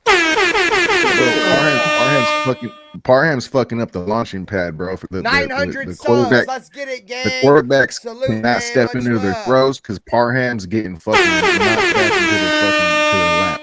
The quarterback's got to step to the side and let the ball go kind of funny. It's all bad. I don't like Parham right there. You don't like Parham at right guard? I don't like him at guard. James no, I think we try him at center. My opinion. We try him at center before. Bro. James is trash mid. I won't say he's trash. He's mid, bro. We could definitely get better. Surely appreciate you, Ray Love. Nate, you think DJ Glaze over Thayer Mumford? Is that what you're thinking? I like Glaze a lot. I'm not too sure. I only saw like 9 plays. Right. Yeah. Not enough running plays. And the running plays I did see, I seen him miss his point. He took a bad angle. I got to see more. That was his weakness too. Coming out of college, he was not much of a run blocker for whatever reason. But he was a hell of a pass blocker, and that's where he makes his money. So. But I think like we were saying, we got to run the ball if we're going to be successful and give our guys a chance. Otherwise, they're just fucking stack the box and do what they do. I'm hoping to God Pete don't see any time, but I know that's probably going to be impossible because our offensive line, there's always going to be injuries up there. Right now, I'm looking at the shit, bro. He's shit. You guys remember fucking Alex Leatherwood's rookie season? Him and Andre James had rookie seasons the same year, and we played the Bears, and those motherfuckers had a blocking rep, or we ran the ball, and they was playing patty cake behind the line of scrimmage, bro. They wasn't even blocking nobody. They was blocking each other. They're both scrubs, dude. Andre James should have been sent on the bus the same time Alex Leatherwood got sent on the bus, bro. Andre James, I don't know what it is, bro. I just think because he ain't super bad is the reason why he's still on a team, because obviously I feel like there's centers in the NFL that are worse than him. That's the reason why I do give him the benefit of the doubt. At the end of the day, dude, you're not going to have the best offensive lineman at every single position on your roster. So I give him the benefit of the doubt for that reason, bro. But like, dude, he's not very good. I feel like we have guys on our roster right now that could take over his position. I feel like Parham could be better than him. I feel like Jackson Powers Johnson can be better than him. And at the end of the day, guys, I just want to get better at every single position. And I feel like Andre James is expendable, bro. I feel like we can definitely move on from him and not miss a beat. Yep. They just gave him a contract extension, right? Yep, and I don't know why, bro. He's mid as fuck, bro. That's settling for mediocrity, bro. I don't settle for mediocrity. It seems like we didn't have a contingency plan, meaning they really want to try Parham at guard, which I don't understand. I think he could be better at center. 3 likes away from 80. But with Jackson Powers Johnson now, that changes the games, and I didn't think they think he'd be there. So it's just kind of more like it was kind of scrambling. Nate, who was the O-line coach when we had Gruden? Was Campbell, right? What do you think of him when he was our O-line coach? Did you like him or no? Okay, you talking about Cable? Cable, yeah, my bad. Yeah, I thought he was dope. As a head coach, we ran the ball a lot, and I like that. I like the McFadden and Michael Bush. They led the league in rushing that year. I think we went undefeated in our division, or in our in our division in the West, and we went 6-0. I think that year, yeah. In our division, we still didn't make the playoffs, but when Hugh Jackson was our coach. Yeah.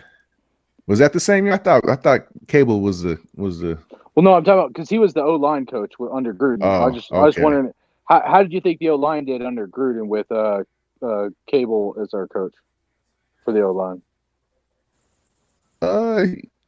Critiques playing videos of Earn and shit. What the fuck is going on down there?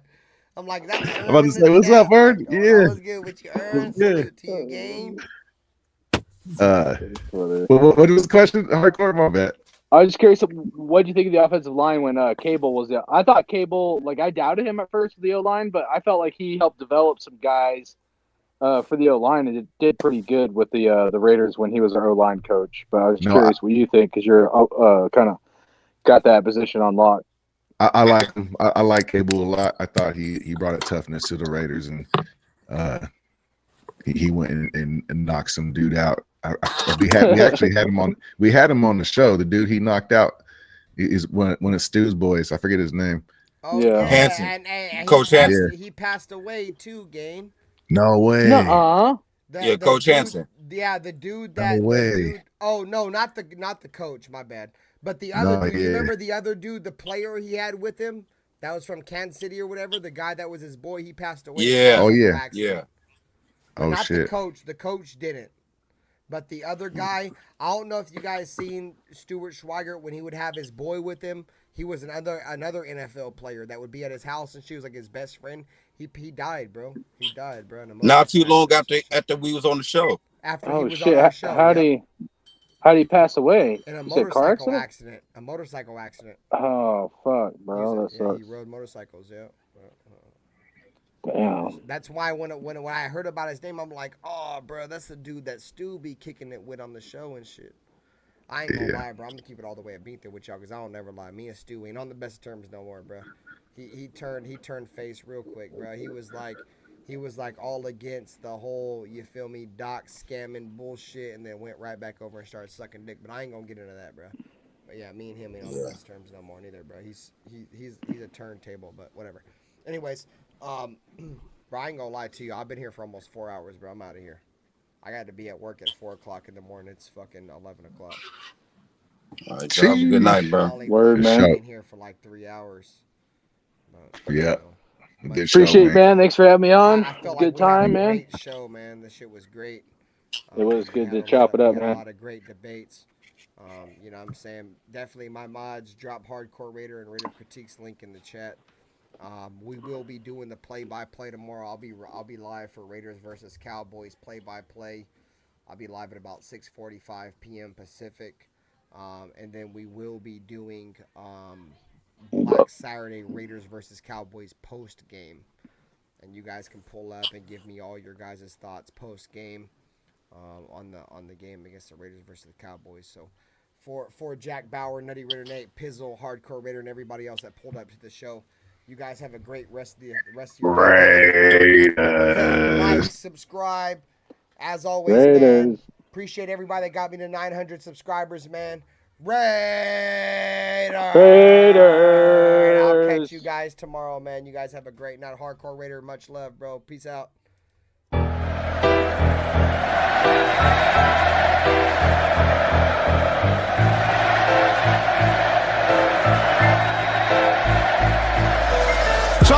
It's picked off. Oh no. Unbelievable. Oh, wow.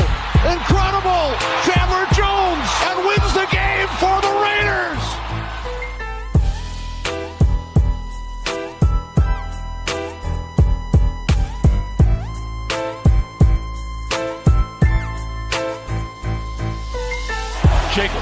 Jacobs with running room right up the middle. Jacobs is on his way.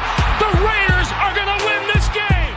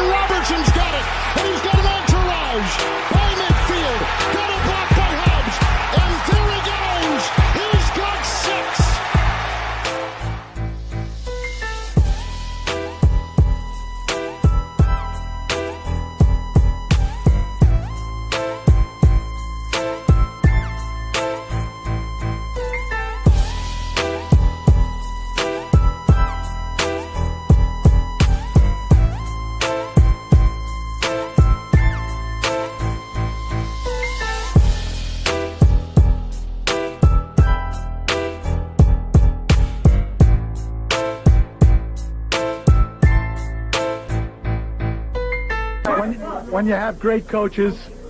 Then after you have great coaches, you get great players. You have a great organization, and you tell them one thing. Just win, baby.